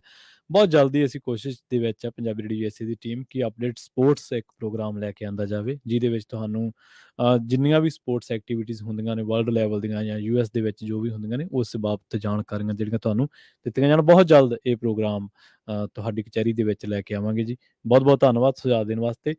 ਓਂਕਾਰ ਲਓ ਜੀ, ਤੁਹਾਡਾ ਮੌਕੇ ਤੇ ਹੱਲ ਹੋ ਗਿਆ, ਨਹੀਂ ਜਲਦੀ ਤੇ ਸੰਗਤ ਦਰਸ਼ਨ ਚ ਬਾਦਲ ਵੀ ਹੱਲ ਨਹੀਂ ਸੀ ਕਰਦਾ ਜੀ। ਓਂਕਾਰ ਚੋਪੜਾ ਜੀ, ਸਤਿ ਸ਼੍ਰੀ ਅਕਾਲ ਜੀ, ਤੁਸੀਂ ਆਉਣੇ ਰਹੋ ਜੀ। ਸਤਿ ਸ੍ਰੀ ਅਕਾਲ ਜੀ ਦੋਨਾਂ ਵੀਰਾਂ ਨੂੰ। ਸਤਿ ਸ਼੍ਰੀ ਅਕਾਲ ਜੀ। ਸਤਿ ਸ਼੍ਰੀ ਅਕਾਲ। ਮੈਂ ਮਿੰਟੂ ਜੀ ਨੂੰ ਇੱਕ ਗੱਲ ਪੁੱਛਣਾ ਮੰਗਦਾ ਜੀ ਕਿ ਆ ਜਿਹੜੇ ਟੋਲ ਪਲਾਜ਼ੇ ਇੱਕ ਦਿਨ ਬੰਦ ਕਰ ਦਿੰਦੇ ਆ ਜੀ, ਰੋਕਾਂ ਲਾ ਦਿੰਦੇ ਆ, ਪਬਲਿਕ ਦੀ ਤਕਲੀਫ ਹੁੰਦੀ ਆ, ਕੋਈ ਐਸਾ ਕਾਨੂੰਨ ਨਹੀਂ ਬਣ ਸਕਦਾ ਜੀ ਕਿ ਇੱਕ ਤਾਂ ਹਾਈਵੇ ਜਿਹੜੇ ਨੈਸ਼ਨਲ ਹਾਈਵੇ ਆ ਕਲੋਜ਼ ਨਹੀਂ ਕੋਈ ਵੀ ਕਰ ਸਕਦਾ, ਦੂਜਾ ਰੇਲਵੇ ਸਟੇਸ਼ਨ ਕੋਈ ਕਲੋਜ਼ ਨਹੀਂ ਕਰ ਸਕਦਾ। ਠੀਕ ਹੈ ਜੀ, ਇਹਦੇ ਵਿੱਚ ਕੋਈ ਕਾਨੂੰਨ ਨਹੀਂ ਬਣ ਸਕਦਾ ਜੀ। ਠੀਕ ਹੈ ਜੀ, ਸੁਣੋ। ਕਾਨੂੰਨ ਤੇ ਹੈ ਸਰ, ਕਾਨੂੰਨ ਹੈ, ਕਾਨੂੰਨ ਦੇ ਤਹਿਤ ਹੀ ਤਾਂ ਜਾ ਕੇ National Highway Authority of India ਨੇ ਹਾਈ ਕੋਰਟ ਚ ਕੇਸ ਪਾਇਆ ਕਿ ਤੁਸੀਂ ਸਾਡੀ ਜਗ੍ਹਾ ਚ ਆ ਕੇ ਕਿੱਦਾਂ ਬੈਠ ਸਕਦੇ ਹੋ। ਸੁਖਬੀਰ ਬਾਦਲ ਤੇ ਕਿਹੜਾ ਕੇਸ ਹੈ? ਇਹੀ ਹੈ ਹਰੀਕੇ ਪੱਤਨ ਜਿਹੜਾ ਜਾਮ ਕੀਤਾ ਸੀ। ਨਹੀਂ, ਇਹ ਜਿਹੜਾ ਸੀਗਾ ਮਾਮਲਾ ਨਾ, ਇਹ ਆ ਜਿਹੜੇ ਹੁਣ ਸਰਵਣ ਪੰਧੇਰ ਹੋਰਾਂ ਨੇ ਨਹੀਂ ਸੀ ਮੱਲੇ ਪਿਛਲੇ ਦਿਨਾਂ ਚ, ਜੀ ਜੀ, ਇਹ ਉਹਨਾਂ ਦੇ ਮੁਤਲਕ ਸੀ। ਜੀ ਜੀ, ਤਾਂ ਤੁਸੀਂ ਨਾ ਤਾਂ ਹਾਈਵੇ ਮੱਲ ਸਕਦੇ ਹੋ ਨਾ ਟੋਲ ਮੱਲ ਸਕਦੇ ਹੋ। ਇਹ ਕੇਸ ਬਣਦਾ, ਮੁਕੱਦਮਾ ਬਣਦਾ। ਔਰ ਜਿਹੜਾ ਆਹ ਰਤਨ ਹੈ, ਹੋਰ ਦੱਸ ਦੇਣਾ ਤੁਹਾਨੂੰ, ਆ ਜਿਹੜਾ ਰਤਨ ਹੈ ਫਸਿਆ ਇਸ ਟਾਈਮ ਰਿਸ਼ਵਤ ਕਾਂਡ ਦੇ ਵਿੱਚ, ਵਿਧਾਇਕ ਹੈ ਜਿਹੜਾ ਕਥਿਤ ਤੌਰ ਤੇ, ਤਾਂ ਇਹਦੇ ਤੇ ਵੀ ਇੱਕ ਇਸ ਤਰ੍ਹਾਂ ਦਾ ਮੁਕੱਦਮਾ ਚੱਲਦਾ ਹੈ। ਬਹੁਤ ਸਾਰੇ ਮੰਤਰੀਆਂ ਦੇ ਮੁਕੱਦਮੇ ਚੱਲਦੇ ਆ। ਤਾਂ ਗੱਲ ਇਹ ਹੈ ਕਿ ਰੌਲਾ ਜਿਹੜਾ ਸਰ ਉਹ ਆ ਵੋਟ ਬੈਂਕ ਦਾ, ਕਿਉਂਕਿ ਇਹਨਾਂ ਨੂੰ ਪਤਾ ਕਿ ਜੇ ਅਸੀਂ ਸਖਤੀ ਕਰਾਂਗੇ ਤਾਂ ਕਿਸਾਨ ਵੋਟ ਬੈਂਕ ਹੈ ਜਿਹੜਾ ਉਹ ਨਾਰਾਜ਼ ਹੋਏਗਾ। ਗੱਲ ਇਹ ਹੈ ਤੇ ਕਿਸਾਨ ਜਿਹੜੇ ਧਿਰਾਂ ਵਾਲੇ ਉਹਨਾਂ ਨੂੰ ਵੀ ਸੋਚਣਾ ਚਾਹੀਦਾ ਹੈ ਕਿ ਤੁਸੀਂ ਏਦਾਂ ਕਰਕੇ ਕੋਈ ਫਾਇਦਾ ਨਹੀਂ, ਉਹ ਬੋਝ ਜਨਤਾ ਤੇ ਪੈਂਦਾ। ਤੁਸੀਂ ਦੇਖੋ ਕਿ ਜਿਹੜਾ ਟੋਲ 1.5 ਸਾਲ ਬੰਦ ਰਿਹਾ ਆਪਣੇ ਉਰੇ, ਮੌਜ ਰਹੀ, ਮੈਂ ਵੀ ਸਹੁਰਿਆਂ ਨੂੰ ਜਾਂਦਾ ਸੀ ਤੇ ਨਾਨ ਸਟਾਪ, ਉਹ ਬੱਲੇ ਬੱਲੇ ਨਜ਼ਾਰੇ ਆ। ਪਰ ਹੋਇਆ ਕਿ ਜਿਵੇਂ ਟੋਲ ਖੁੱਲੇ ਤਾਂ ਉਹਨਾਂ ਨੇ ਸਾਰੇ ਹੀ ਘਾਟੇ ਵਾਧੇ ਜਿਹੜੇ ਜਦੇ ਹੀ ਪੂਰੇ ਕਰ ਲਏ। ਉਹਨਾਂ ਨੇ ਪਰਚੀਆਂ ਤੱਕ ਚੱਕਦੀਆਂ, ਰੇਟ ਚੱਕਦੇ, ਤਾਂ ਫਿਰ ਲੋਕ ਚੀਖਾਂ ਪਾਉਂਦੇ ਸੀਗੇ। ਤਾਂ ਗੱਲ ਇਹ ਹੈ ਕਿ ਬਿਲਕੁਲ ਮੈਂ ਵੀ ਇਸ ਹੱਕ ਦੇ ਵਿੱਚ ਹਾਂ ਕਿ ਸੰਘਰਸ਼ ਆਪਣੀ ਥਾਂ ਤੇ ਚੱਲਦੇ ਰਹਿਣੇ ਚਾਹੀਦੇ ਆ। ਸੰਘਰਸ਼ ਬਹੁਤ ਜ਼ਰੂਰੀ ਨੇ। ਉਹ ਕਹਿ ਲਓ ਕਿ ਸਰਕਾਰਾਂ ਤੇ ਕੁੰਡਾ, ਪਰ ਸੰਘਰਸ਼ ਦੀ ਰੂਪਰੇਖਾ ਇਸ ਤਰ੍ਹਾਂ ਦੀ ਹੋਣੀ ਚਾਹੀਦੀ ਹੈ ਕਿ ਇੱਕ ਤਾਂ ਤੁਹਾਡੀ ਸਟੇਟ ਦੀ ਤਰੱਕੀ ਨਾ ਰੁਕੇ, ਤੇ ਇੱਕ ਆਮ ਲੋਕ ਹੈ ਜਿਹੜੇ ਤੁਹਾਨੂੰ ਪਿਆਰ ਕਰਦੇ ਨੇ, ਤੁਹਾਨੂੰ ਸਮਰਥਨ ਦਿੰਦੇ ਆ, ਕਿ ਉਹਨਾਂ ਦੀ ਜ਼ਿੰਦਗੀ ਪ੍ਰਭਾਵਿਤ ਨਾ ਹੋ। ਜੀ ਜੀ, ਆਪਣੇ ਅਗਲੇ ਕਾਲਰ ਨੇ ਜੀ ਜਸਬੀਰ ਸਿੰਘ। ਸਤਿ ਸ਼੍ਰੀ ਅਕਾਲ ਜੀ, ਤੁਸੀਂ ਆਉਣੇ ਰਹੋ ਜੀ। ਹਾਂਜੀ, ਸਤਿ ਸ਼੍ਰੀ ਅਕਾਲ ਦੋਨੋਂ ਭਰਾ। ਸਤਿ ਸ਼੍ਰੀ ਅਕਾਲ ਜੀ। ਸਤਿ ਸ਼੍ਰੀ ਅਕਾਲ ਸਰ। ਮਿੰਟੂ ਜੀ ਮੈਂ ਬੜਾ ਪੁਰਾਣਾ ਸਰੋਤਾ, ਜਦੋਂ ਤੁਸੀਂ ਵਾਇਸ ਆਫ ਖਾਲਸਾ 'ਚ ਕੰਮ ਕਰਦੇ ਸੀ ਉਦੋਂ ਦਾ ਮੈਂ ਤੁਹਾਨੂੰ ਸੁਣਨਾ ਹੁੰਦਾ। ਮੇਰੇ ਨਾਲ ਦਾ ਵਾਹ ਜੀ ਵਾਹ ਜੀ, ਥੈਂਕ ਹਾਂਜੀ, ਯੂ। ਮੈਂ ਤੁਹਾਨੂੰ ਦੋਨੋਂ ਯਾਦ। ਅੱਛਾ, ਮੇਰਾ ਸਵਾਲ ਇਹ ਵੀ, ਮੈਂ ਨਾ ਇੱਕ ਆਪਣੀ ਪਾਰਲੀਮੈਂਟ ਦੀ ਇੱਕ ਵੀਡੀਓ ਵੇਖ ਰਿਹਾ ਜਿਹਦੇ ਵਿੱਚ ਸਿਮਰਜੀਤ ਸਿੰਘ ਮਾਨ ਮੈਂਬਰ ਪਾਰਲੀਮੈਂਟ ਬੋਲ ਰਹੇ ਨੇ ਪੰਜਾਬ ਦੇ ਮੁੱਦਿਆਂ ਬਾਰੇ, ਬੰਦੀ ਸਿੰਘਾਂ ਦੀ ਗੱਲ ਕਰ ਰਹੇ ਨੇ। ਉਹ ਵੀਡੀਓ ਵਿੱਚ ਮੈਂ ਦੋ ਤਿੰਨ ਸੀਟਾਂ ਛੱਡ ਕੇ ਮੁਹੰਮਦ ਸਦੀਕ ਸਾਹਿਬ ਨੂੰ ਵੇਖ ਰਿਹਾ, ਉਹ ਵੀ ਪੱਗ ਬੰਨ੍ਹ ਕੇ ਬੈਠੇ ਹੋਏ ਨੇ। ਮੇਰਾ ਸਵਾਲ ਹੈ ਵੀ ਕੀ ਮੁਹੰਮਦ ਸਦੀਕ ਸਾਹਿਬ ਕਿਸੇ ਮੁੱਦੇ ਤੇ ਬੋਲੇ ਨੇ, ਪੰਜਾਬ ਦੇ ਮੁੱਦੇ ਤੇ, ਜਾਂ ਇਹ ਸੁੱਚਾ ਮੂੰਹ ਲਾ ਕੇ ਬੈਠੇ ਹੋਏ ਨੇ? ਇਹ ਵੀ ਦੱਸਣਾ ਜੀ, ਮਿਹਰਬਾਨੀ। ਜੀ ਜੀ। ਇਹ ਬੋਲਦੇ ਨੇ ਬੜਾ ਸਰਦਾਰ ਸਾਹਿਬ, ਬੜਾ ਘੱਟ, ਬਹੁਤ ਘੱਟ ਬੋਲਦੇ ਨੇ। ਵੈਸੇ ਬੁਲਾਰੇ ਅੱਛੇ ਨੇ। ਇੱਕ ਚੀਜ਼ ਮੈਂ ਤੁਹਾਨੂੰ ਦੱਸਾਂ, ਬੋਲ ਅੱਛਾ ਲੈਂਦੇ ਨੇ। ਇੱਕ ਵਾਰੀ ਇਹ ਥੋੜਾ ਪੰਜਾਬੀ ਹਿੰਦੀ ਨੂੰ ਮਿਕਸ ਕਰਕੇ ਬੋਲੇ ਸਨ, ਬੋਲੇ ਅੱਛੇ ਸਨ, ਬੋਲ ਅੱਛਾ ਲੈਂਦੇ ਨੇ, ਪਰ ਪਤਾ ਨਹੀਂ ਕਿਉਂ ਬਹੁਤ ਘੱਟ ਬੋਲਦੇ ਨੇ ਸਦਨ 'ਚ। ਮੈਂ ਵੀ ਇਹਨਾਂ ਨੂੰ ਘੱਟ ਦੇਖਿਆ, ਪਰ ਉਦੋਂ ਮੈਂ ਬੋਲਦਾ ਦੇਖਿਆ। ਪਰ ਬਿਲਕੁਲ ਉੱਥੇ ਤੁਹਾਨੂੰ ਵੇਸਲੇ ਨਹੀਂ ਹੋਣਾ ਚਾਹੀਦਾ। ਠੀਕ ਹੈ, ਕੁਝ ਲੋਕ ਮਜ਼ਾਕ ਵੀ ਉਡਾਉਂਦੇ ਆ ਕਿਉਂਕਿ ਉਮਰ ਦੇ ਹਿਸਾਬ ਨਾਲ ਕਈਆਂ ਦੀ ਵੈਸੇ ਵੀ ਹੁੰਦਾ ਨਾ। ਤੇ ਹਾਸੇ ਵਾਲੀ ਤੁਹਾਨੂੰ ਗੱਲ ਦੱਸਾਂ, ਇੱਕ MLA ਹੁੰਦਾ ਸੀ ਕਾਲੀਆਂ ਦਾ, ਯੰਗ ਸੀਗਾ, ਉਹਨੂੰ ਵੀ ਬਹੁਤ ਜਲਦੀ ਨਾ ਝਪਕੀ ਲੱਗ ਜਾਂਦੀ ਹੁੰਦੀ ਸੀ। ਤੇ ਉਦੋਂ ਅਸੀਂ ਪ੍ਰਿੰਟ 'ਚ ਹੁੰਦੇ ਸੀਗੇ ਤੇ ਉਹਨੇ ਪਹਿਲਾਂ ਹੀ ਕਹਿ ਦੇਣਾ ਕਿ ਯਾਰ ਮੇਰੀ ਫੋਟੋ ਨਾ ਖਿੱਚ ਲਿਓ ਕਿਤੇ ਨਾਲ ਬੈਠਿਆਂ ਦੀ, ਮੇਰੀ ਅੱਖ ਲੱਗ ਜਾਂਦੀ ਹੈ, ਨੀਂਦ ਆ ਜਾਂਦੀ ਹੈ। ਤਾਂ ਮਤਲਬ ਕਿ ਉਹ ਚੀਜ਼ ਅਲੱਗ ਹੈ। ਪਰ ਜਿੱਥੇ ਵੀ ਤੁਹਾਨੂੰ ਮੌਕਾ ਮਿਲੇ, ਜਦੋਂ ਵੀ ਤੁਹਾਨੂੰ ਮੌਕਾ ਮਿਲੇ, ਤਾਂ ਬਿਲਕੁਲ ਤੁਹਾਨੂੰ ਬੋਲਣਾ ਚਾਹੀਦਾ ਹੈ। ਜੇ ਤੁਸੀਂ ਪੰਜਾਬ ਵਾਸਤੇ ਉੱਥੇ ਬੋਲਣ ਨਹੀਂ ਗਏ ਤਾਂ ਮੇਰੇ ਖਿਆਲ ਦੇ ਨਾਲ ਫਿਰ ਤੁਹਾਨੂੰ ਉੱਥੇ ਰਹਿਣ ਦਾ, ਜਿਵੇਂ ਹੁਣ ਸੰਨੀ ਦਿਓਲ ਆ, ਇਹਨੇ ਲੀਗ ਲਾਤੀ ਹੈ, ਇਹਨੇ ਮਤਲਬ ਕਿ ਬਿਲਕੁਲ ਹੀ ਨਕਮਾ ਨਿਕਲਿਆ। ਸੋ ਇਹ ਹੈ ਕਿ ਜੇ ਤੁਸੀਂ ਇਹ ਕੰਮ ਨਹੀਂ ਉੱਥੇ ਕਰ ਸਕਦੇ, ਤੁਹਾਡੇ 'ਚ ਬੋਲਣ ਦੀ ਜ਼ਰੂਰਤ ਨਹੀਂ, ਜੇ ਬੋਲਣ ਦੀ ਕਲਾ ਨਹੀਂ ਹੈ, ਤਾਂ ਫਿਰ ਮੈਂਬਰ ਪਾਰਲੀਮੈਂਟ ਬਣਦਾ ਤਾਂ ਫਿਰ ਇੱਕ ਤਰ੍ਹਾਂ ਨਾਲ ਕਹਿ ਲਓ ਕੋਈ ਹੱਕ ਹੀ ਨਹੀਂ ਰਹਿ ਜਾਂਦਾ ਜੀ। ਅਗਲੇ ਕਾਲਰ ਨੇ ਜੀ ਆਪਣੇ ਪੌਲ ਸਿੰਘ। ਸਤਿ ਸ਼੍ਰੀ ਅਕਾਲ ਪੌਲ ਜੀ, ਤੁਸੀਂ ਆਨ 에ਅਰ ਹੋ। ਪਾਲ ਜੀ ਸਤਿ ਸ਼੍ਰੀ ਅਕਾਲ ਜੀ, ਤੁਸੀਂ ਆਨ 에ਅਰ ਹੋ ਜੀ।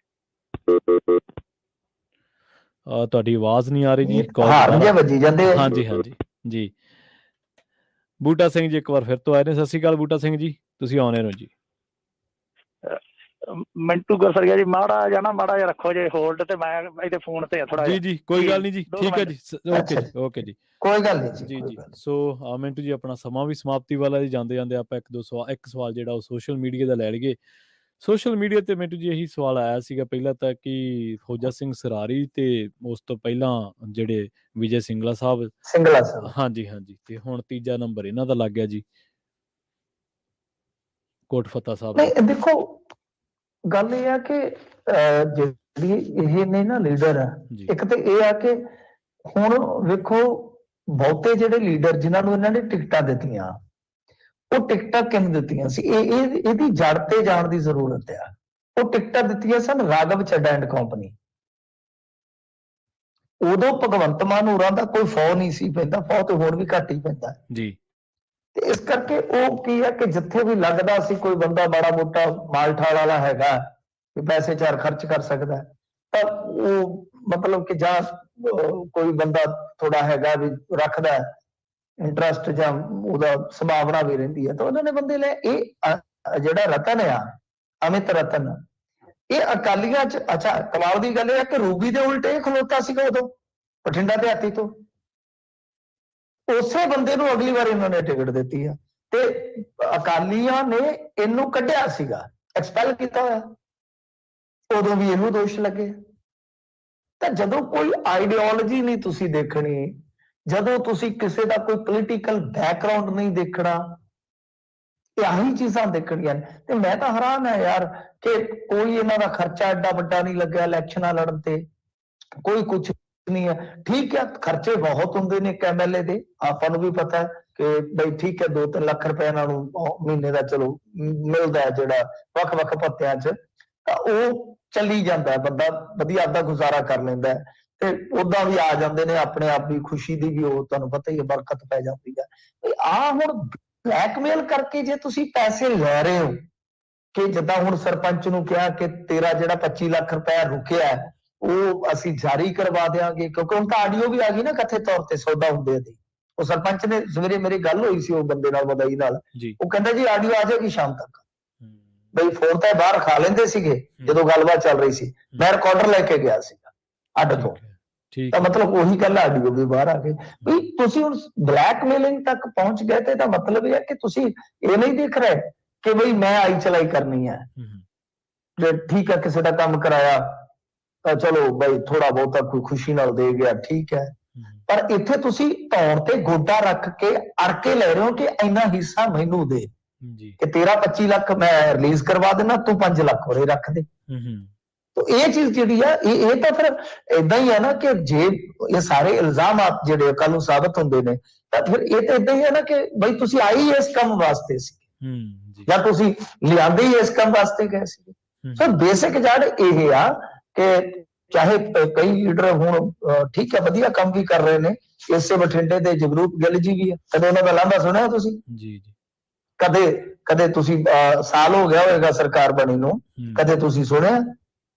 बठिंडे च बैठे कल नूं की होना आपां नूं पता नहीं, अज तक दी गल कर रहा मैं। तो गल ये है कि कई अच्छे भी बंदे है पर कई बंदियां नूं जदों इन्हां ने टिकट दित्ती है वो बाकी कुछ नहीं देखिया, सिर्फ ते सिर्फ इक्को एक देखिया कि कौन बंदा जिहड़ा जित सकदा है।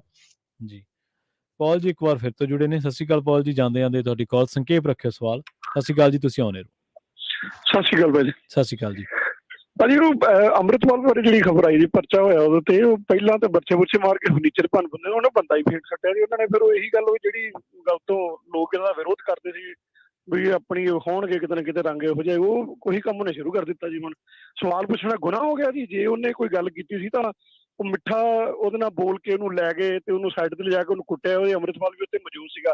ਹੁਣ ਉੱਤੇ ਪਰਚਾ ਦਰਜ ਹੋਇਆ ਜੀ, ਉਹਦੇ ਬਾਰੇ ਕੁਝ ਪਰਚਾ ਦਰਜ ਹੋ ਗਿਆ ਜੀ। ਹਜ਼ੂਰ ਜੇ ਉਹਨਾਂ ਨੇ ਮਾੜੀ ਕੀਤੀ ਹੈ ਤਾਂ ਪਰਚਾ ਦਰਜ ਹੋ ਗਿਆ ਹੈ 6-7 ਜਾਣਿਆਂ ਤੇ। ਪਰ ਦੇਖਣ ਵਾਲੀ ਗੱਲ ਇਹ ਹੈ ਕਿ ਕੀ ਵਾਕਿਆ ਅਮਰਤਪਾਲ ਹੋਰਾਂ ਨੇ ਕੁੱਟਿਆ, ਯਾਨੀ ਅਮਰਤਪਾਲ ਸਿੰਘ ਮੌਕੇ ਤੇ ਮੌਜੂਦ ਸੀ? ਇਹ ਚੀਜ਼ ਹੁਣ ਸਾਬਤ ਕਰਨ ਵਾਲੀ, ਕਿਉਂਕਿ ਜਿਹੜੀ ਉਸ ਗੁਰਸਿੱਖ ਬੰਦੇ ਦੀ ਕੁਟਾਈ ਹੋਈ ਹੈ, ਮੈਂ ਉਸ ਚੀਜ਼ ਦੇ ਬਿਲਕੁਲ ਉਲਟਾ ਮੁਖਾਲਫਤ ਕਰਦਾ, ਮੈਂ ਨਿੰਦਾ ਕਰਦਾ ਕਿ ਕਦੇ ਵੀ ਵਿਚਾਰ ਦੀ ਲੜਾਈ ਤਲਵਾਰ ਤੱਕ ਤੁਸੀਂ ਲੈ ਜਾਓਗੇ ਤਾਂ ਠੀਕ ਨਹੀਂ ਹੋਏਗਾ। ਵਿਚਾਰਕ ਮਤਭੇਦ ਹੈ ਤਾਂ ਤੁਸੀਂ ਵਿਚਾਰਕ ਰੱਖੋ ਤਾਂ ਬਿਹਤਰ ਹੈ। ਪਰੰਤੂ ਗੱਲ ਇਹ ਹੈ ਕਿ ਅਸਲ 'ਚ ਕੀ ਹੈ ਕਿ ਜਦੋਂ ਤੁਸੀਂ ਉਹ ਮੁੰਡੇ ਦੀ ਵਾਲ ਤੇ ਜਾਓਗੇ, ਜਿਹੜਾ ਗੁਰਸਿੱਖ ਮੁੰਡਾ ਹੈ, ਤਾਂ ਉਹਦੇ ਵੀ ਆਲੋਚਨਾ ਵਾਲੇ ਸ਼ਬਦ ਜਿਹੜੇ ਨਾ ਕਾਫੀ ਤਿੱਖੇ ਨੇ। ਇੱਕ ਤੇ ਸਾਨੂੰ ਇਹ ਵੀ ਜਦੋਂ ਅਸੀਂ ਹੁਣ ਦੇਖੋ ਅਸੀਂ ਤਵਾਜ਼ਨ ਰੱਖ ਕੇ ਚੱਲਾਂਗੇ ਨਾ ਤਾਂ ਹੀ ਗੱਲ ਬਣੇਗੀ। ਅਸੀਂ ਜਦੋਂ ਇਹ ਕਹਿ ਰਹੇ ਹਾਂ ਕਿ ਅਮਰਤਪਾਲ ਸਿੰਘ ਹੋਰਾਂ ਨੇ ਬੁਰਾ ਕੀਤਾ ਹੈ ਤਾਂ ਸਾਨੂੰ ਇਹ ਵੀ ਵੇਖਣਾ ਪਏਗਾ ਕਿ ਜੇ ਅਸੀਂ ਆਲੋਚਕ ਹਾਂ, ਹੁਣ ਮੈਂ ਵੀ ਦੇਖ ਲਓ ਸਰਦਾਰ ਜਸਵੀਰ ਸਿੰਘ ਹੋਰੀ ਦੱਸ ਕੇ ਗਏ ਨੇ, ਸਾਡੀ ਸਹਿਮਤੀ ਚੱਲਦੀ ਰਹਿੰਦੀ ਹੈ। ਮੈਂ ਕਦੇ ਵੀ ਰਿਸਪੈਕਟ ਤੋਂ ਬਿਨਾਂ ਮਤਲਬ ਕਿ ਆਪਾਂ ਬੋਲਣ ਦਾ ਯਤਨ ਨਹੀਂ ਕੀਤਾ, ਚਾਹੇ ਸਹਿਮਤੀ ਵੀ ਹੈ। ਚਲੋ ਠੀਕ ਹੈ, ਕਈ ਵਾਰ ਆਪਣੇ ਉੱਚ ਨੀਚ ਹੋ ਜਾਂਦੀ ਆਪਾਂ ਜਦੋਂ ਇਸ ਤਰ੍ਹਾਂ ਡਿਬੇਟ 'ਚ ਹੁੰਦੇ ਆ, ਪਰ ਮਤਲਬ ਕਿ ਲਿਆਕਤ ਜੇ ਸਰਕਾਰ ਦੀ ਵੀ ਅਸੀਂ ਆਲੋਚਨਾ ਕਰਦੇ ਹਾਂ ਤਾਂ ਅਸੀਂ ਨਿੱਜੀ ਨਹੀਂ ਕਿਸੇ ਤੇ ਹੁੰਦੇ, ਇੱਕ ਮਰਿਆਦਾ ਰੱਖਦੇ ਹਾਂ ਕਿ ਆਲੋਚਨਾ ਨੀਤੀਗਤ ਹੋਣੀ ਚਾਹੀਦੀ ਹੈ, ਕੰਮਾਂ ਕਾਰਾਂ ਦੀ ਹੋਣੀ ਚਾਹੀਦੀ ਹੈ, ਕਿਸੇ ਦੇ ਪਰਿਵਾਰ ਦਾ ਕੋਈ ਨੁਕਸਾਨ ਨਾ ਹੋ ਜਾਏ ਯਾਰ, ਸਭ ਜਾਣੇ ਅਣਜਾਣੇ ਚ ਵੀ ਨਾ। ਤਾਂ ਉਹ ਇੱਕ ਤਾਂ ਇਹ ਹੈ ਕਿ ਸਾਨੂੰ ਇਹ ਵੀ ਕਹਿਣਾ ਪਏਗਾ ਕਿ ਆਲੋਚਨਾ ਕਰੋ, ਅਸਹਿਮਤੀ ਜਤਾਓ, ਪਰ ਨੀਵੇਂ ਪੱਧਰ ਤੇ ਨਾ ਜਾਓ। ਪਰ ਇਹ ਚੀਜ਼ ਦੋਨਾਂ ਧਿਰਾਂ ਤੇ ਲਾਗੂ ਹੁੰਦੀ ਹੈ। ਇਹ ਅਮਰਤਪਾਲ ਸਿੰਘ ਹੋਰਾਂ ਦੀ ਧਿਰ ਤੇ ਵੀ ਲਾਗੂ ਹੋਏਗੀ ਤੇ ਵਿਰੋਧੀ ਤੇ ਵੀ ਲਾਗੂ ਹੋਏਗੀ। तो ਸਾਰਿਆਂ ਨੂੰ ਦੇਖਣਾ ਚਾਹੀਦਾ, ਉਹਦਾ ਪਾਲਣ ਕਰਨਾ ਚਾਹੀਦਾ। ਪਰ ਗੱਲ ਇਹ ਹੈ ਕਿ ਦੋਸ਼ ਬਹੁਤ ਗੰਭੀਰ ਲਾਏ ਨੇ ਉਹਨੇ। ਇਹ ਕਿਹਾ ਕਿ ਮੈਨੂੰ ਉੱਥੋਂ ਚੁੱਕ ਕੇ ਖੜਿਆ ਗਿਆ, 365 ਦਾ ਸ਼ਾਇਦ ਮੁਕੱਦਮਾ ਵੀ ਦਰਜ ਹੋਇਆ, 365 ਇਹੀ ਹੁੰਦਾ ਕਿ ਕਿਸੇ ਨੂੰ ਜ਼ਬਰਦਸਤੀ ਤੁਸੀਂ ਲੈ ਕੇ ਜਾਂਦੇ ਹੋ। ਇਹ ਕਿਹਾ ਗਿਆ ਕਿ ਅਮਰਤਪਾਲ ਸਿੰਘ ਨੇ ਖੁਦ ਮੇਰੀ ਕੁਟਾਈ ਕੀਤੀ ਹੈ। ਪਰ ਇਹ ਹੈ ਕਿ ਉਸ ਚੀਜ਼ ਨੂੰ ਹੁਣ ਸਾਬਤ ਪੁਲਿਸ ਜਾਂਚ ਪੜਤਾਲ ਕਰਕੇ ਹੀ ਕਰ ਸਕਦੀ ਹੈ ਨਾ ਕਿ ਕੀ ਵਾਕਿਆ ਐਸਾ ਹੋਇਆ। ਜੇ ਐਸਾ ਹੋਇਆ ਤਾਂ ਬਹੁਤ ਮਾੜੀ ਗੱਲ ਹੈ। ਸਾਡੀ ਟੀਮ ਨੇ ਵੀ ਕੋਸ਼ਿਸ਼ ਕੀਤੀ ਸੀ ਕਿ ਉਹਨਾਂ ਦੇ ਜਥੇ ਦੇ ਕਿਸੇ ਬੰਦੇ ਨਾਲ ਗੱਲ ਕੀਤੀ ਜਾਵੇ ਕਿ ਉਹ ਕੁਝ ਕਹਿਣਾ ਚਾਹੁੰਦੇ ਹੋਣ, ਪਰ ਉਹਨਾਂ ਦੇ ਜਿਹੜੇ ਅਤੀ ਨਜ਼ਦੀਕੀ ਜਿਨ੍ਹਾਂ ਦਾ ਨੰਬਰ ਸੀ ਮੇਰੇ ਕੋਲ, ਉਹ ਕਹਿੰਦੇ ਵੀ ਮੈਨੂੰ ਇਸ ਘਟਨਾ ਬਾਰੇ ਜਾਣਕਾਰੀ ਨਹੀਂ, ਮੈਂ ਸਾਰੀ ਜਾਣਕਾਰੀ ਲੈ ਕੇ ਤੁਹਾਨੂੰ ਬੈਕ ਕਾਲ ਕਰਦਾ। ਫਿਰ ਉਸ ਤੋਂ ਬਾਅਦ ਉਹਨਾਂ ਨੇ ਕਾਲ ਨਹੀਂ ਕੀਤੀ ਤੇ ਨਾ ਹੀ ਕੋਈ ਲਿਖਤ ਆਈ ਹੈ ਹੁਣ ਤੱਕ ਉਸ ਘਟਨਾ ਬਾਰੇ। ਉੱਤੋਂ ਇੱਕ ਇਹ ਗੱਲ ਆ ਗਈ ਹੈ ਕਿ ਇੱਕ ਵੀਡੀਓ ਘੁਮਾਈ ਗਈ, ਉਸ ਵੀਡੀਓ 'ਚ ਇਹ ਕਿਹਾ ਗਿਆ ਕਿ ਉਹਨੇ ਮਾਫੀ ਮੰਗ ਰਹੀ ਹੈ ਉਸ ਬੰਦੇ ਨੇ, ਜਿਹੜਾ ਬੰਦਾ ਮਦਈ ਹੈ ਜਾਨੀ ਜਾਂ ਪੀੜਤ ਕਹਿ ਲਓ। ਤੇ ਬਾਅਦ ਦੇ ਵਿੱਚ ਹੁਣ ਇਹ ਸੁਣ ਚ ਆਇਆ ਕਿ ਉਹ ਵੀਡੀਓ ਵੀ ਉਸ ਵੇਲੇ ਦੀ ਹੈ ਕਿ ਕੁਟਾਈ ਕਰਕੇ, ਉਹਦੀ ਮਾਰ ਕੁਟਾਈ ਕਰਕੇ ਵੀਡੀਓ ਬਣਾਈ ਗਈ ਹੈ। ਸੋ ਇਹ ਗੱਲਾਂ ਮਾੜੀਆਂ ਨੇ ਜੀ। ਬਿਲਕੁਲ ਮੈਂ ਤੁਹਾਡੀ ਇਸ ਗੱਲ ਨਾਲ ਸਹਿਮਤ ਹਾਂ ਕਿ ਵਿਚਾਰਾਂ ਤੱਕ ਸੀਮਤ ਰਹੋ, ਔਰ ਜੇ ਤੁਸੀਂ ਪ੍ਰਚਾਰ ਕਰਦੇ ਹੋ ਜਾਂ ਤੁਸੀਂ ਆਪਣਾ ਇੱਕ ਸੰਕਲਪ ਲੈ ਕੇ ਚੱਲਦੇ ਹੋ ਤਾਂ ਵਿਰੋਧ ਤਾਂ ਹੋਏਗਾ। ਤਾਂ ਵਿਰੋਧ ਕਰਨ ਵਾਲੇ ਦੀ ਵੀ ਜ਼ਿੰਮੇਵਾਰੀ ਹੈ ਕਿ ਤੁਸੀਂ ਸੱਭਿਅਕ ਢੰਗ ਨਾਲ ਕਰੋ, ਇੱਕ ਮਰਿਆਦਾ ਰੱਖ ਕੇ ਕਰੋ। ਤੇ ਜੇ ਕੋਈ ਕਰਦਾ ਵੀ ਹੈ ਵਿਰੋਧ ਤਾਂ ਫਿਰ ਤੁਹਾਨੂੰ ਵੀ ਜਿਗਰਾ ਰੱਖ ਕੇ ਸਹਿਣਾ ਚਾਹੀਦਾ। ਕਿਹਦੀਆਂ ਲੱਤਾਂ ਤੋੜੋਗੇ? ਕਿਉਂਕਿ ਸਾਰੀ ਦੁਨੀਆ 'ਚ 5% ਤੁਹਾਡੇ ਨਾਲ ਹੋਣਗੇ, 15 ਹੋ ਸਕਦਾ ਉਲਟ ਹੋਣ, 15 ਤੁਹਾਡੇ ਨਾਲ ਹੋਣਗੇ, 5% ਹੋ ਸਕਦਾ ਉਲਟ ਹੋਣ। ਜੀ ਦੇਖੋ, ਜਿਹੜਾ ਕ੍ਰਿਟਿਸਿਜ਼ਮ ਹੈ, ਇੱਕ ਮਾਰਕ ਟਵੇਨ ਜਾਂ ਤੁਸੀਂ ਹੋਰ ਜਿੰਨੇ ਵੀ ਮਹਾਨ ਲੋਕ ਹੋਏ ਨੇ, ਸ਼ੈਨਨ ਐਲਡਰ, ਮਾਰਕ ਟਵੇਨ ਵਰਗਿਆਂ ਦੀ ਜੇ ਤੁਸੀਂ ਕ੍ਰਿਟਿਸਿਜ਼ਮ ਬਾਰੇ ਚੀਜ਼ਾਂ ਪੜ੍ਹੋਗੇ ਤਾਂ ਉਹਦੇ 'ਚ ਤੁਹਾਨੂੰ ਪਤਾ ਲੱਗੂਗਾ ਕਿ ਕ੍ਰਿਟਿਸਿਜ਼ਮ ਕਰਨਾ ਬਹੁਤ ਔਖਾ ਕੰਮ ਹੈ ਵੈਸੇ ਉਹਦੇ ਲਈ, ਜਾਂ ਪਰ ਕਿਰਦਾਰ ਕੁਛ ਹੀ ਅਸੀਂ ਕ੍ਰਿਟਿਸਿਜ਼ਮ ਬਣਾ ਲਿਆ। ਅਸੀਂ ਇਹ ਚੀਜ਼ ਬੜੀ ਕਾਮਨ ਜੀ ਕਰ ਲਈ ਹੈ ਵੀ ਦੂਜੇ ਨੂੰ, ਕਿ ਦੂਜੇ ਦੀ ਕਰੈਕਟਰ ਅਸੈਸੀਨੇਸ਼ਨ ਕਰਨਾ ਹੀ ਕ੍ਰਿਟਿਸਿਜ਼ਮ ਨਹੀਂ। ਕ੍ਰਿਟਿਸਿਜ਼ਮ ਦਾ ਆਪਣੀ ਇੱਕ ਸ਼ਬਦਾਵਲੀ ਆ, ਆਪਣੀ ਇੱਕ ਮਰਿਆਦਾ ਤੇ ਉਹਦੀ ਆਪਣੀ ਇੱਕ ਲਿਆਕਤ ਹੈ। ਤੁਸੀਂ ਦੇਖੋ ਬਹੁਤ ਉਹਦੇ 'ਚ ਪਤਾ ਕੀ ਹੈ ਪ੍ਰਵੀਨ ਜੀ, ਸੌਰੀ ਮੈਂ ਤੁਹਾਡੀ ਗੱਲ ਕੱਟ ਬੈਠਾ। ਹਾਂ ਦੇਖੋ ਗੱਲ ਕੀ ਹੈ ਨਾ, ਸਾਡੇ 'ਚ ਸਿਰਫ ਇੱਕੋ ਗਲਤ ਗੱਲ ਹੈ ਕਿ ਅਸੀਂ ਕਿਸੇ ਦੂਜੇ ਨੂੰ ਸਿਆਣਾ ਸਮਝਦੇ ਹੀ ਨਹੀਂ ਹੈ। ਜੀ ਅਸੀਂ ਇਹ ਨਹੀਂ ਸੋਚ ਕੇ ਚੱਲਦੇ ਕਿ ਯਾਰ ਮੇਰਾ ਕੋਈ ਵਿਰੋਧੀ ਹੈ ਨਾ, ਅੱਛੀ ਗੱਲ ਉਹ ਵੀ ਕਰ ਸਕਦਾ ਹੈ। ਹਾਂ ਬਿਲਕੁਲ। ਅਸੀਂ ਵਿਰੋਧੀ ਨੂੰ ਇਹੋ ਹੀ ਲੈ ਕੇ ਤੁਰਦੇ ਹਾਂ ਕਿ ਗਲਤ ਹੀ ਹੋਏਗਾ, ਆਲਵੇਜ਼ ਗਲਤ। ਜੀ ਬਿਲਕੁਲ। ਤਾਂ ਇਹ ਇੱਕ ਬੜਾ ਮਤਲਬ ਕਿ ਅਸੀਂ ਕਦੇ ਕਿਸੇ ਨੂੰ ਆਪਣੇ ਤੋਂ ਵੱਧ ਸਿਆਣਾ ਗਿਣਨਾ ਹੀ ਨਹੀਂ ਕਿ ਹਾਂ ਯਾਰ ਉਹ ਮੇਰੇ ਤੋਂ ਵਧੀਆ ਗੱਲ ਕਰ ਸਕਦਾ ਹੈ। ਜਦੋਂ ਇਹ ਚੀਜ਼ ਤੁਹਾਡੇ ਮਨ ਦੇ ਅੰਦਰ ਚੱਲਦੀ ਹੋਏਗੀ ਕਿ ਫਲਾਣਾ ਗਲਤ ਹੈ ਤਾਂ ਤੁਹਾਡੇ ਸ਼ਬਦ ਆਪਣੇ ਆਪ ਹੀ ਵਿਗੜਦੇ ਤੁਰੇ ਜਾਣਗੇ। ਜੇ ਤੁਸੀਂ ਇਹ ਸੋਚ ਲੈ ਕੇ ਚੱਲੋਗੇ, ਇਸ ਸੋਚ ਦੇ ਧਾਰਨੀ ਹੋਵੋਗੇ ਕਿ ਯਾਰ ਮੇਰੇ ਮਤਭੇਦ ਹੋ ਸਕਦੇ ਆ ਕਿਸੇ ਨਾਲ, ਪਰ ਉਹਦੀ ਗੱਲ ਕਿਸੇ ਮੌਕੇ ਤੇ ਸਹੀ ਹੋ ਸਕਦੀ, ਮੈਂ ਗਲਤ ਹੋ ਸਕਦਾ ਵਿਚਾਰਕ ਲੜਾਈ 'ਚ, ਤਦ ਤੁਹਾਡੇ ਸ਼ਬਦ ਬਿਲਕੁਲ ਸੰਭਲ ਕੇ ਚੱਲਣਗੇ। ਤੁਹਾਨੂੰ ਫਿਰ ਕਦੇ ਡਿਬੇਟ 'ਚ ਹਾਰ ਵੀ ਮਿਲੇਗੀ ਨਾ, ਜਿੱਦਾਂ ਹੁਣ ਸਾਡਾ ਪ੍ਰੋਫੈਸ਼ਨ ਇਸ ਤਰ੍ਹਾਂ ਕਈ ਵਾਰ ਤੁਹਾਨੂੰ ਕਰੈਕਟ ਕਰਦਾ ਕਿ ਕੋਈ ਬੰਦਾ ਤੇ ਤੁਹਾਡੇ ਤੱਥ ਨਾਲ ਸਹਿਮਤੀ ਜਤਾਉਂਦਾ ਹੈ ਜਾਂ ਤੁਹਾਡੇ 'ਚ ਐਡੀਸ਼ਨ ਕਰਦਾ ਜਾਣਕਾਰੀ 'ਚ, ਉਹ ਅੱਛਾ ਲੱਗਣ ਲੱਗ ਜਾਏਗਾ, ਤੁਹਾਨੂੰ ਫਰਕ ਨਹੀਂ ਪਏਗਾ। ਕਿਉਂਕਿ ਤੁਸੀਂ ਇਹ ਸੋਚਦੇ ਹੋ ਕਿ ਜਾਣਕਾਰੀ ਵਧਾਉਣ ਜਾਂ ਜਾਣਕਾਰੀ ਦੇਣ ਵਾਸਤੇ ਅਸੀਂ ਬੈਠੇ ਹਾਂ, ਤਾਂ ਕਿ ਅਸੀਂ ਕੋਈ ਇੱਥੇ ਆਪਣੇ ਆਪ ਨੂੰ ਸਾਬਤ ਕਰਨ ਵਾਸਤੇ ਬੈਠੇ ਹਾਂ। ਜੇ ਤੁਸੀਂ ਮਾਈਕ ਤੇ ਆ ਕੇ ਵਨ ਸਾਈਡਡ ਕੇ ਬਸ ਮੈਂ ਹੀ ਮੈਂ ਆ, ਤਾਂ ਫਿਰ ਉਹ ਸ਼ਬਦ ਜਿਹੜੇ ਤੁਹਾਡੇ ਆਪਣੇ ਆਪ ਹੀ ਮਰਿਆਦਾ ਡੇਗਦੇ ਜਾਣਗੇ। ਜੀ ਮਿੰਟੂ ਜੀ, ਇਹਨਾਂ ਖਾਸ ਖਬਰਾਂ ਤੇ ਖਾਸ ਜਾਣਕਾਰੀਆਂ ਦੇ ਲਈ ਤੁਹਾਡਾ ਬਹੁਤ ਧੰਨਵਾਦ ਜੀ। ਸ਼ੁਕਰੀਆ ਜੀ। ਸੋ ਪ੍ਰੋਗਰਾਮ ਖਬਰ ਤੇ ਨਜ਼ਰ ਨੂੰ ਆਪਾਂ ਇੱਥੇ ਹੀ ਸਮਾਪਤ ਕਰਾਂਗੇ। ਆਪਣੇ ਨਾਲ ਜੁੜੇ ਸਨ ਮਿੰਟੂ ਗੁਰਸਰੀਆ ਜੀ। ਪਹਿਲੇ ਹਿੱਸੇ ਦੇ ਵਿੱਚ ਆਪਾਂ ਕੁਝ ਖਬਰਾਂ ਤੇ ਚਾਤਖੋਰੀ ਕੀਤੀ, ਉਸ ਤੋਂ ਬਾਅਦ ਤੁਹਾਡੀਆਂ ਕਾਲਸ, ਤੁਹਾਡੇ ਸਵਾਲ ਲਈ ਸਮਾਂ ਇਜਾਜ਼ਤ ਨਹੀਂ ਦਿੰਦਾ। ਪੰਜਾਬੀ ਰੇਡੀਓ USA ਦੀ ਅਗਲੀ ਪੇਸ਼ਕਸ਼ ਪ੍ਰੋਗਰਾਮ ਅਪਡੇਟ ਅਮਰੀਕਾ, ਵਿਸ਼ਵ ਭਰ ਦੇ ਨਾਲ ਅਮਰੀਕਾ ਦੇ ਵਿੱਚ ਵਾਪਰੀਆਂ ਅਹਿਮ ਅਤੇ ਵੱਡੀਆਂ ਘਟਨਾਵਾਂ ਬਾਰੇ ਤੁਹਾਨੂੰ ਦਿੱਤੀਆਂ ਜਾਣਗੀਆਂ ਖਾਸ ਜਾਣਕਾਰੀਆਂ। ਜੁੜੇ ਰਹੋ ਪੰਜਾਬੀ ਰੇਡੀਓ USA ਦੇ ਨਾਲ। ਬਹੁਤ ਧੰਨਵਾਦ। ਤੇ ਆਖਿਰ ਦੇ ਵਿੱਚ ਇੱਕ ਵਾਰ ਫਿਰ ਤੋਂ ਤੁਹਾਨੂੰ ਸਭ ਨੂੰ ਪਿਆਰ ਸਤਿਕਾਰ ਸਹਿਤ ਸਤਿ ਸ਼੍ਰੀ ਅਕਾਲ।